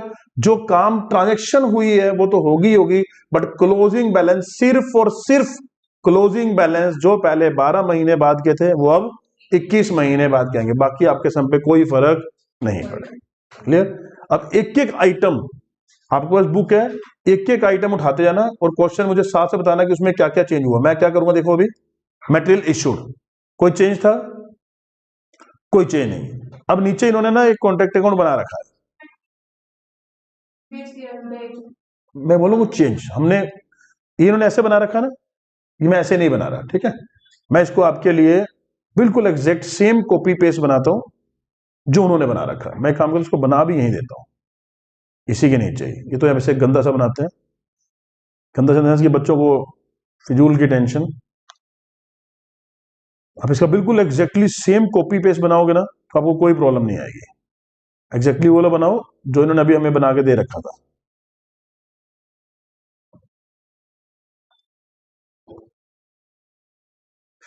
अभी इन्होंने कॉन्ट्रैक्ट अकाउंट बनाया था ना, मैं तो इस कॉन्ट्रैक्ट को बिल्कुल जो ऊपर मैंने बनाया ना, मैं सोचते ही नहीं मैं कुछ नया बना रहा हूं। मैं तो सिंपल बनाता हूं कि जो मुझे ऊपर बनाया हुआ था, अगर नीचे एक्स्ट्रा आइटम में उसमें कुछ चेंज दिया है तो चेंज करूंगा, नहीं दिया है एज इट इज ऊपर से कॉन्ट्रैक्ट कर दूंगा। अब अपने पास दोनों चीजें ओपन रखना, पिछला कॉन्ट्रैक्ट अकाउंट भी और न्यू वाली स्टेटमेंट भी। पिछले कॉन्ट्रैक्ट में सबसे पहले आइटम जो 12 महीने में जो चेंज तो होना नहीं हो, मुझे क्या पता, मुझे सिर्फ क्या चेंज करना है, क्लोजिंग चेंज करना है बस, बाकी तो सब ऐसे ही रहेगा। सबसे पहले क्या लिया था हमने, ये आंसर में से देखना जो मैं लिख रहा हूं ऊपर का, क्योंकि आप भी अपनी कॉपी पे बना चुके होगे, एक तो बना चुके ना वो नॉर्मल वाला, तो उस वहां से आंसर लेना है। जो आइटम उतार के लिख रहे हो देखो उसमें कुछ मैंने नीचे चेंज आपको चेक करा दिए, किन चीज में चेंज हुआ था, 3 चीज में, एक प्लांट में, एस्टेब्लिशमेंट चार्जेस और एक कंटिजेंसी। 2 मटेरियल, पहले आइटम क्या लिखी थी हमने, 2 मटेरियल इशूड, कितना, मैं लिख दिया 90,000। मटेरियल क्लोजिंग भी बचा हुआ था, साथ साथ ही लिख दे या पहले सारी डेबिट उतारे, पहले डेबिट उतारे सारी, तो पहले डेबिट उतार लेते। अगले आइटम क्या लिखी थी आपने, 2 वेजिस पेड, कितना कितना 70, आउटस्टैंडिंग ऐड होगा, ऐड होगा, क्यों,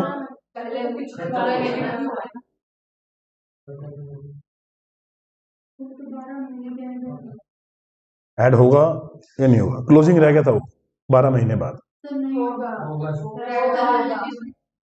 तो 12 में भी खाना हुआ था ना, तो 12 में भी एंड किस तक एंड देना है, होगा माइनस होगा,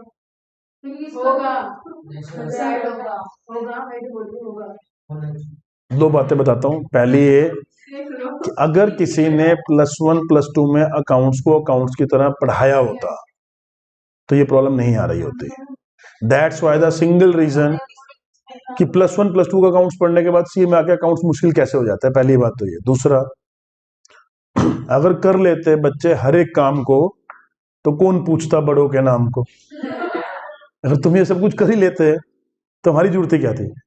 आप ना करंट देख रहे हो, आप सबसे पहले ये देखो जो वेजिस पेड वर्ड लिखा हुआ है 12 महीने का एक्चुअल एक्सपेंस कितना था, 12 महीने का एक्सपेंस कितना है बताओ मुझे, वेजिस का एक्सपेंस ड्यू बेसिस पे कितना एक्सपेंस था 12 महीने का। अगर 12 महीने में एंड पे क्लोजिंग आउटस्टैंडिंग अनपेड नहीं दिया होता, सारा पे हो चुका होता 12 महीने में, तो वेजिस कितनी होती ना। तो मैं कोई क्लोजिंग बैलेंस थोड़ा ना निकाल रहा था। आपको 2 वर्ड सिखाए गए थे +1 +2 में, ड्यू और पेड। क्या सिखाया गया था, ड्यू और पेड।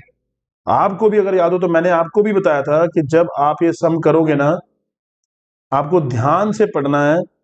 अब फिर सुन लो दोबारा से कि पेपर में आपको कहां तंग करेंगे। ये कॉन्ट्रैक्ट में नहीं, +1 +2 के आउटस्टैंडिंग की बात कर रहा हूं मैं, कहीं सोचो कॉन्ट्रैक्ट अकाउंट के अंदर तंग करेंगे, वो कॉन्ट्रैक्ट में तंग करने की बात नहीं कर रहे हैं। जब इस सम की स्टेटमेंट आपको दे रखी थी, यही था ना, आपने लिखा वेजिस 75,000 प्लस आपने ऐड कर दिया 625। पेपर में क्वेश्चन आया एज इट इज। ये क्वेश्चन आने के बाद वर्ड जो था ना वो ऐसे दे रखा था, ए पेड वर्ड समझ लो क्वेश्चन में था ही नहीं, ऐसे लिखा हुआ था क्वेश्चन में, wages 75,000 outstanding at the end 6250। क्या करते, पेड वर्ड नहीं लिखा हुआ था। +1 की बात कर रहा हूं, क्या सिखाया गया है, आउटस्टैंडिंग कब ऐड करते हैं, पेड हो और बाकी पे करना रह गया। अगर वेजिस ड्यू दे रखी हो तो दोबारा से आउटस्टैंडिंग एडजस्ट नहीं करते हैं, क्योंकि ऑलरेडी उसके अंदर इंक्लूड है। जब वर्ड खाली वेजिस दे रखा है ना, तो पहली बात तो मेरे लिए तो कंफ्यूजन हो गई। पहले तो मुझे अज्यूम करना पड़ेगा कि ये पेड है या ड्यू है। अगर पेड है तो मुझे इसको ऐड करना है, ड्यू है तो इसको इग्नोर करना है, ये ना। इसका मतलब टोटल एक्सपेंस, तो अगर मैं बोलूं कि पेड है तो टोटल एक्सपेंस एक्चुअल में बिना कुछ किए हुए, टोटल एक्सपेंस एक्चुअल में ही कितने हैं, 75,000 प्लस 6250 कितना, 81,250 है 12 महीने के। पे करने रह गए थे ना, ड्यू तो हो ही गए थे। अगर मान लो पेड की कहानी ही ना होती, आउटस्टैंडिंग वाली, सीधा लिखा होता वेजिस ड्यू 81,250, तब भी उतने ही आते। पे कर दिए तब भी उतने आ रहे, एक भी पैसा पे नहीं किया फिर तब भी उतने ही आएंगे ना। तो देखो मैंने कितनी जोर लगा लगा के एक लाइन बोली कि 12 महीने का क्लोजिंग नहीं लेना, कौन सा लेना है, 21 महीने का। बेचारी फंस गई। भाई बचे ना सर, तो 12 महीने के एंड वाला क्लोजिंग है ना, तो समझो ना जो रूल है, रूल थोड़ा ना बदलने वाला है। तो क्वेश्चन में सिर्फ उस 12 महीने की बात की, तो ये ड्यू थे eight the end of the year. हो सकता है आगे पे कर दिए हो सकता है पे ना भी किए, ना किए होते मुझे तब भी ऐड करने थे, कर दिए होंगे तब भी ऐड करने थे। तो टोटल लेबर चार्जेस हम, हाँ अब 12 महीने के बाद कुछ और बता देता आउटस्टैंडिंग तो हम और कंसिडर कर लेते, इसका मतलब और कुछ नहीं बताया तो कुछ और कंसिडर करने की जरूरत नहीं। हो सकता है इसी क्वेश्चन नीचे लिखता, एक लाइन और लिख देता, wages outstanding at the end of 31 दिसंबर ₹5,000, तो ऊपर वाले दोनों लेता प्लस 5,000 ये वाले और ले लेता। अब ये चीजें आप कहो कि ये कॉन्ट्रैक्ट चैप्टर की हैं और कॉन्ट्रैक्ट का क्वेश्चन बहुत मुश्किल है, no, it is accounts fundamental, इसमें कोई कुछ नहीं घुसेगा, कॉन्ट्रैक्ट वाले ने कुछ नहीं करना, कोर्स वाले ने कुछ नहीं करना, ये अकाउंट्स की प्रॉब्लम है, नॉर्मल सिंपल प्रॉब्लम। चलो मैंने बता दिया, अगर जब ऐसा क्वेश्चन आएगा शायद फोर्थ में ही आपको मिल जाए, प्रॉब्लम एज इट इज मिल सकती है। चलो तो वेजेस पेड 75 प्लस आउटस्टैंडिंग करके दिखाने की आपको जरूरत नहीं है, आप अंदर ही ऐसे दिखा सकते हो अगर आप चाहो तो, 75,000 प्लस कितनी थी वो 6,250। अब लिखना चाहो तो लिख सकते हो, नहीं तो इकट्ठे भी लिखना है। कितना बना है 8,125। अगली आइटम क्या आंसर में, 2 वेजेस के बाद 2 प्लांट। अब बताओ क्या लिखोगे, प्लांट सबसे पहले कितने का इशू किया था, फिर दोबारा भी इशू किया कोई, कितने का, कितने का 3,1, ये ना पूरे 21 महीने में 2 बार प्लांट इशू किया, एक बार ये एक बार ये, क्लियर है। अभी मैं डेबिट साइड लिख रहा हूं इसलिए मैं क्रेडिट में नहीं जा रहा, जो क्रेडिट वाले क्रेडिट में लिखे। अगली आइटम 2 सन्ड्री एक्सपेंसेस, वही स्टैब्लिशमेंट ही है या कुछ और है, अलग से तो नहीं है ना, और सन्ड्री वाले यही वाले ही है ना, अलग है। अच्छा मैं वही पूछ रहा हूँ, 2 सन्ड्री एक्सपेंस कितना आएगा आप बताओ, मतलब अब दिमाग लगे बताना कि मुझे टोटल बताना जो 12 महीने में ड्यू बनते थे, कितने 6,6, मैंने देखा भी नहीं है, बाद में देखूंगा प्लस माइनस क्या है। उसके बाद क्या था 2 एस्टेब्लिशमेंट चार्जेस, कितना पहले कितने थे 6 डिवाइड बाय 12 मल्टीप्लाई बाय 21 कर, 12 महीने के थे, 9 के और ऐड करके 21 महीने के निकाल दिए, कितना आएगा 25,594। समझ आ गया मैंने कैसे लिया, पहले 12 महीने के थे अब 21 महीने के, नहीं तो 12 के लेके 9 के निकालूंगा फिर उसके अंदर ऐड करूंगा, जैसे मर्जी कर सकते हैं। उसके बाद और कौन सा एक्सपेंस था, कुछ और है नीचे नहीं है एस्टेब्लिशमेंट के नीचे। चलो क्रेडिट साइड पे सबसे पहले आपने क्या लिखा हुआ था, बाय, क्या ये चेंज हुई लाइन ये वाली मटेरियल सोल्ड वाली, ये 12 महीने में थी 21 में भी आएगी, बाय मटेरियल सोल्ड कितने का 18,125। ये मटेरियल सोल्ड होते ही एक प्रॉफिट हुआ था कितना 2 प्रॉफिट ऑन मटेरियल सोल्ड 3,125। और देखो क्रेडिट साइड में और क्या था, इसके बाद बाय प्लांट एट साइट है, प्लांट सोल्ड बाय आएगा कि नहीं आएगा, तो सेल हुआ ही हुआ है, बाय प्लांट सोल्ड कितने का 2875। उसके बाद बाय प्लांट एट साइट। अब बताओ यहां क्या आएगा, 12 महीने वाला आएगा 21 महीने, भूल जाओ 12 महीने वाला है या नहीं है, दे रखिए कोई वैल्यू कितना, प्लांट करता हो किसी को डाउट हो, बीच में क्या हुआ क्या नहीं हुआ मतलब नहीं है, एक बार ये प्लांट लगाया था, एक बार एक और लगाया, 21 महीने बाद ये बच गया, एक बार प्लांट हमने सेल भी किया था, हमने सेल भी लिख दिया, ऑटोमेटिकली क्या था, क्लोजिंग ओपनिंग नहीं ढूंढना आपको कि सर बीच में इतना रह गया था, उतना कुछ नहीं, 12 महीने का या फिर 21 महीने का। 2 मिनट, हाँ जी हाँ 21 महीने का, मैंने अभी क्या बोला आपको आपने बोला और मैंने कहा मैंने नहीं देखा वहां अमाउंट क्या दे रखा है, तो जब लास्ट में देखूंगा तो आपको बता दूंगा, इसलिए मैंने आपके ऊपर ही छोड़ा। प्लस का काम हो जाएगा। चलो एक बार कंप्लीट कर लेना, तो एक आधी आइटम तो तुम्हारे ऊपर छोड़ दूं। मैंने इसीलिए तो इसको जाके चेक ही नहीं किया, वो समझा दिया था। ये मैंने बोला आपके सबका जवाब आया तो मैंने वाला जवाब लिख दिया, मैंने तो देखा भी नहीं, वो है भी नहीं। मैं तो ये भी पूछ रहा था कि ये सेम है या अलग है। कोई नहीं, देख लेते भी देख लेते। और बताओ राइट साइड में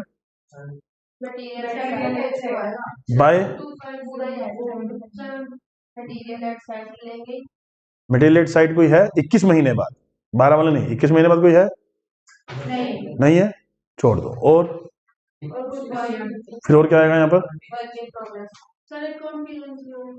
कॉन्टीजेंसी एक्सपेंस है, वो 21 महीने में ले आते हैं। टू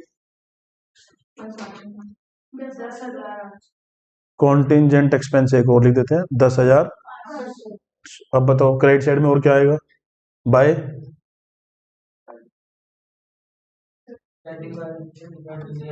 क्या आएगा? फिर क्या आएगा क्रेडिट साइड में? बाय कॉन्ट्रैक्टी वर्ड आना है और ब्रैकेट में लिख सकते हो कॉन्ट्रैक्ट। ये भूल मत जाना सर, अब वो तो आना ही नहीं है, वो तो आना नहीं, कुछ तो आना है। कितना? 5,000। मैं तो अब जा रहा हूँ वहां पर देखने के लिए, वहां था क्या।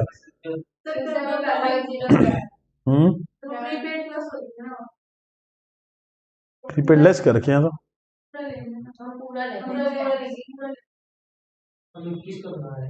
बिल्कुल 21 का बना रहे हैं। क्वेश्चन में चलते हैं। क्वेश्चन में हमको दे रखा था सन्ड्री एक्सपेंसेस पेड 20-21 में, मतलब 12 महीने में इतना तो हम पे कर चुके थे, प्रीपेड एट द एंड। तो 625 तो पहले प्री होगा, ये कब का था? आने वाले टाइम का था। अब हम कौन सा कॉन्ट्रैक्ट बना रहे हैं? इसका भी और आने वाले का। कितना हो गया? 725। अब बच्चे आपको लगता है पेपर में इतने इंटेलिजेंट होते हैं कि जिसमें से जो आइटम पहले आपने माइनस करी है अब मतलब माइनस करनी ही नहीं है?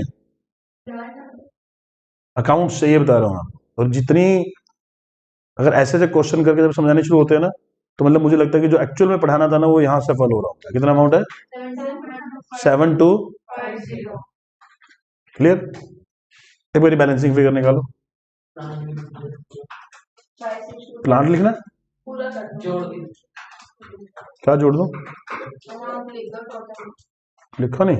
अच्छा ये 5 6 एक बार जरा मारो कैलकुलेशन करके टोटल कितना आता है। पूरी फिगर है, बैलेंस शीट फिगर बताओ। कोई और रहेगा फिर चेक कर लेंगे।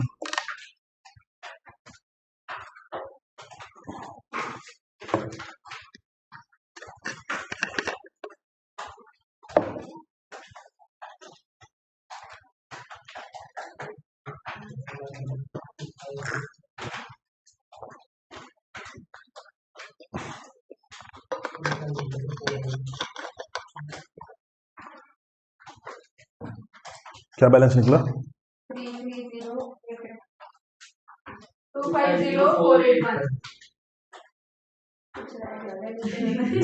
और नीचे नहीं है कुछ भी? 250481। 250481।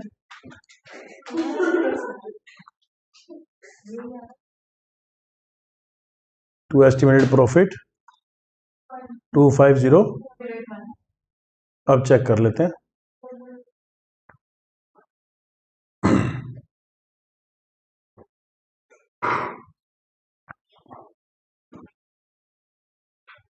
ये आता है।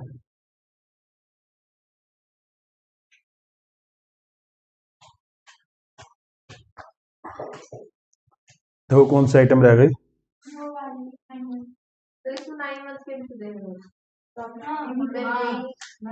क्या नहीं रहा?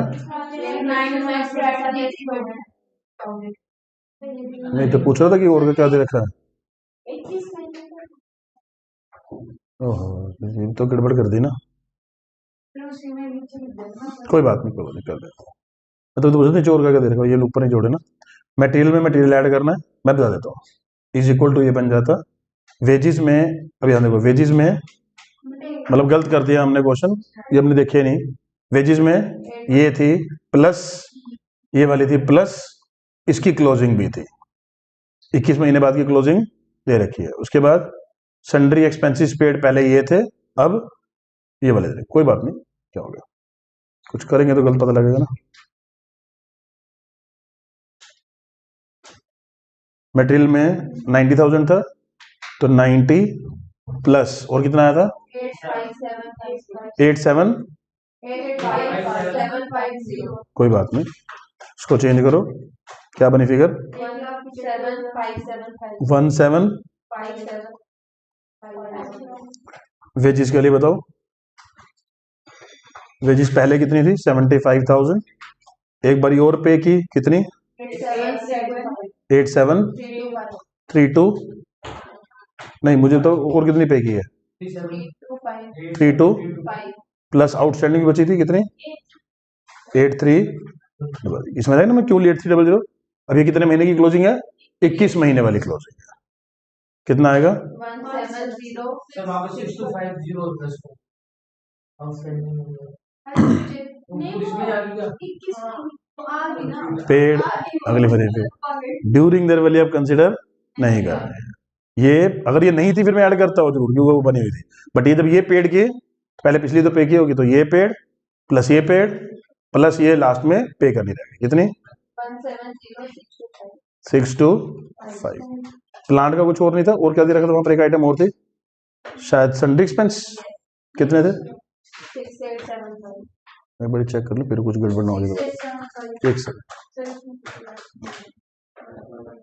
तो पहले थे सन्ड्री एक्सपेंसेस पेड 7250 और 6875, 6875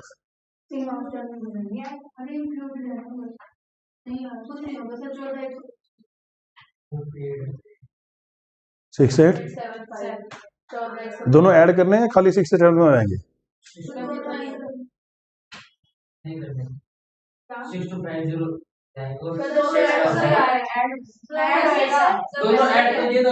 मैं आपको ऐड करने हैं ना, मैं आपको बताता हूँ अभी, लिखो कितना आया।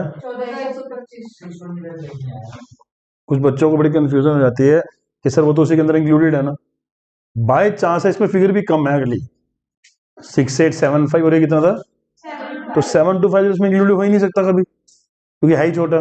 मान लो ये 2520 होता, मतलब 2250 होता, फिर एक कन्फ्यूजन और क्रिएट, इसके अंदर तो नहीं है वो 12 महीने का है, वो 9 महीने का। और मैंने सिंपल सा, आप ध्यान दो, आपने जब मैं कुछ लिखता हूँ ना, उसको क्वेश्चन करने का तरीका देखा करो, मैं क्या लिख रहा हूँ, साइन क्या लगाया प्लस प्लस प्लस, तो इसका मतलब इसके अंदर व्हाइट में क्या होनी है प्लस, इसमें तो अगर ये नहीं लगाते ना हम लोग, तो जो मैं सोच रहा हूँ मैं बोल रहा हूँ वो कर ही नहीं रहा मैं, तो मुझे पता है ये लगा प्लस, ये लगा, ये लगा प्लस, ये लगा, ये लगा प्लस, क्योंकि ये 12 महीने का अलग है, ये 9 महीने का अलग है 100%। अब बताओ कुछ और रह गया हो, एक बार फिर मार लो।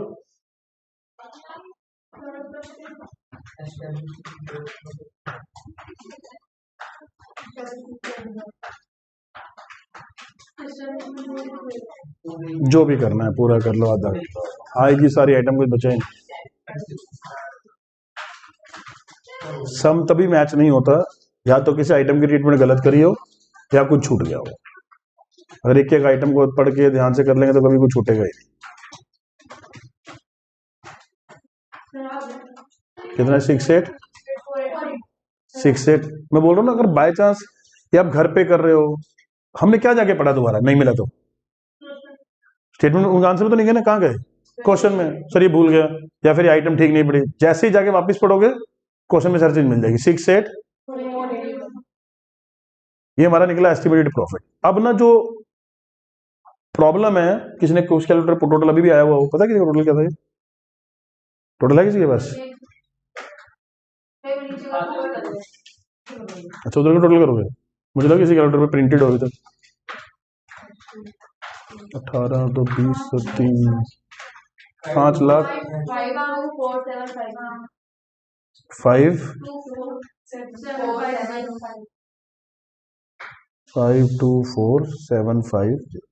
अब देखो क्वेश्चन ना, इन्होंने यहीं पर ना क्वेश्चन खत्म कर रखा है, इन्होंने भी कर रखा ना, तो इन्होंने पहले ये वाला बना रखा था, ये उसका बैलेंस निकाला हुआ था, और नीचे करने के बाद इन्होंने ये वाला बैलेंस निकाला और 68481 पे बैलेंसिंग फिर क्वेश्चन खत्म कर दिया। जबकि ये क्वेश्चन इस चीज के लिए नहीं था ये वाला। ये एक्चुअल में क्वेश्चन ये था कि 68481 के ऊपर एक फॉर्मूला लगाएं उन चारों में से, और वो फॉर्मूला लगा के वो अमाउंट हम जो उनका मेन कॉन्ट्रैक्ट था उसके अंदर ट्रांसफर करें। तो यहां पर आपको अगली लाइन जो लिखनी है वो लिखनी है amount to be transfer to profit and loss account from notional profit. जिसको जो दिल कर रहा हो फॉर्मूला लगा दो, एक ही लगाना है बस, एस्टिमेटेड प्रॉफिट मल्टीप्लाई बाय, कौन सा फॉर्मूला लगाएं बताओ, work certified divide by contract price. तो 68481 मल्टीप्लाई बाय वर्क सर्टिफाइड कितना था, 21 डिवाइड बाय कॉन्ट्रैक्ट प्राइस कितना, 5 लाख, 2990। यहां तक आपको पूरा करना है पेपर के अंदर, वो बोले या नहीं बोले, यहां तक पूरा करना है। फिर अपने कॉन्ट्रैक्ट अकाउंट जो आपका आपने ये बना रखा होगा, इसको जैसे हम नीचे करते थे 2 पार्ट्स में डिवाइड करना है। एक अमाउंट जाएगा पीएनएल में भी कितना निकाला आपने, 2990, और रिजर्व में बाकी बैलेंस अमाउंट 58500 माइनस 2996 करो कितना, 2854 बैलेंसिंग। अब किसी बुक में किसी स्कैनर में कहीं पर ये पोर्शन किया हो भी सकता है, नहीं भी सकता, बट आप पेपर में जरूर कराना। मैं बोल रहा हूँ कि पेपर में अगर ये नहीं करा होगा, करे होने के नंबर तो नहीं कटेंगे, ये तो गारंटी है। बट अगर नहीं कर रखा होगा ना और उसको लगा कि करना चाहिए, तो नंबर फिर भी काट लेगा। फिर आप इंस्टीट्यूट की बुक लेके सर देखो इन्होंने भी नहीं कर रखा, हमने भी नहीं करा, बोले हमारे पास जो आंसर था उसमें कर रखा था। तो आपको हमेशा ये क्वेश्चन बना इसीलिए था, अगर खाली वो करना था फिर थोड़ा क्वेश्चन था करने के लिए। ये एस्टिमेटेड प्रॉफिट के फॉर्मूला लगाने का ही क्वेश्चन था जो हमें करना। क्लियर है यहां तक? ये आपके 3 टॉपिक हैं। एक नॉर्मल कॉन्ट्रैक्ट, आपको ये एस्टिमेटेड वाला देखने के बाद पता लग गया होगा कि हमारे इस बेचारे इस कॉन्ट्रैक्ट की वैल्यू कितनी है। अगर एस्टिमेटेड प्रॉफिट वाला क्वेश्चन 3-4 कर लें और फिर सोचे ये वाला क्वेश्चन पेपर में आएगा, बोले पेपर में 2 मिनट सारे लगेंगे सिर्फ। और अगर हम यही 10 क्वेश्चन करते रहे और अभी एस्टिमेट तक नहीं जाए, तो यही बड़ा लग रहा होगा, है ना, यही बड़ा कुछ था। और जब उसके बाद इतना कुछ कर लिया बोला पेपर, और बोल दूं हमको 90% पेपर में यही क्वेश्चन आएगा। 5% एस्टिमेटेड वाला आएगा, 5% एक और क्वेश्चन है एस्केलेशन क्लॉज, वो आएगा।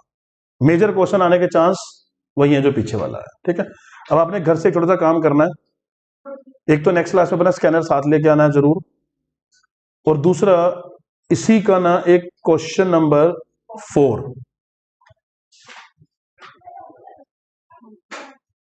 ये क्वेश्चन नंबर 4 है। कोई ज्यादा फर्क नहीं है, 1 अप्रैल से लेके 31 मार्च मतलब 12 महीने, 1 अप्रैल से लेके 30 सितंबर मतलब 6 महीने, टोटल बोले तो जो हम 21 की बात कर रहे थे यहाँ 18 मंथ्स। अब ध्यान से सुन लो एक बारी, 5 मिनट लगेंगे, सारा क्वेश्चन देगा। जो भी हमसे भी छूट गया था वो अब छोड़ना नहीं है, साथ साथ कंसिडर करके चलना। ठीक है, पूरा करने के बाद जो नीचे हमें दे रखा था ना बहुत सारी स्टेटमेंट, अब वो नीचे ना देके सब क्वेश्चन के उसी पार्ट में गिवन, नीचे सिर्फ एक लाइन लिखी हुई है, the plant is subject to annual depreciation of 25% on return down value method, the contract is likely to completed by 30 September 2021। इसका मतलब ये हो गया एडजस्टमेंट कुछ नहीं है, प्लांट के ऊपर डेप्शन लगानी है 25%। अब आपकी इच्छा है कि डेप्शन लगा के सिर्फ डेप्शन अमाउंट लिखो या प्लांट के साथ प्लांट लिखो। और मैं पहले आपने पिछला क्वेश्चन देख लिया, प्लांट के साथ प्लांट लिखने में ही बेनिफिट है, क्योंकि इस बारी का प्लांट पहले 12 महीने का करना है फिर 21 महीने का। तो इसका मतलब जो क्वेश्चन है ना, आप दोनों साथ साथ ही उतारते चले जाना। मैं फिर बोल रहा हूं ध्यान से सुन लो, कल वाले में क्वेश्चन सबने किए होना चाहिए नेक्स्ट क्लास के अंदर। ये दोनों क्वेश्चन हाथ से कर लेना। मैं स्कैनर खोलोगे, स्कैनर में as it is copy paste question यही वाले ही है, और स्कैनर साथ लेके ना। इस क्वेश्चन में सिर्फ अगर किसी बच्चे को दिक्कत आए और आंसर में जाना पड़े, तो सिर्फ एक ये लाइन में दिक्कत आनी चाहिए, और आनी भी चाहिए। बता दूं तो 99% आएगी भी, सिर्फ ये। ये समझ नहीं पाओगे आप, तो जो बच्चे बिना सोचे समझे, मतलब बिना कहीं कुछ हेल्प लिए कर लें, वो तो सलाह टॉप मोस्ट है। वैसे आप में से कोई भी ऐसा नहीं होगा, ठीक है। उसके बाद सेकंड स्टेज कौन सी वाली, आंसर में से पढ़ के भी अंडरस्टैंड कर लेना।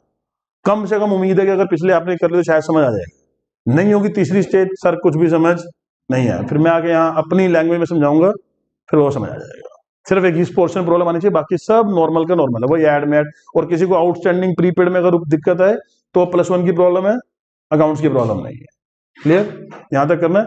बाकी फिर नेक्स्ट क्लास में, और नेक्स्ट क्लास में स्कैनर सब बच्चों के पास अपने अपने होने चाहिए, क्योंकि मेरे पास स्टेटमेंट नहीं, इसलिए मैंने वो क्वेश्चन उठवाए नहीं है। वो नेक्स्ट उसी में से ही कराऊंगा क्वेश्चन, और वो करोगे तो आपको लगेगा कि हम सीधा वो क्वेश्चन कर रहे हैं जो पेपर में आए हुए हैं, सीधा डायरेक्ट। ठीक है।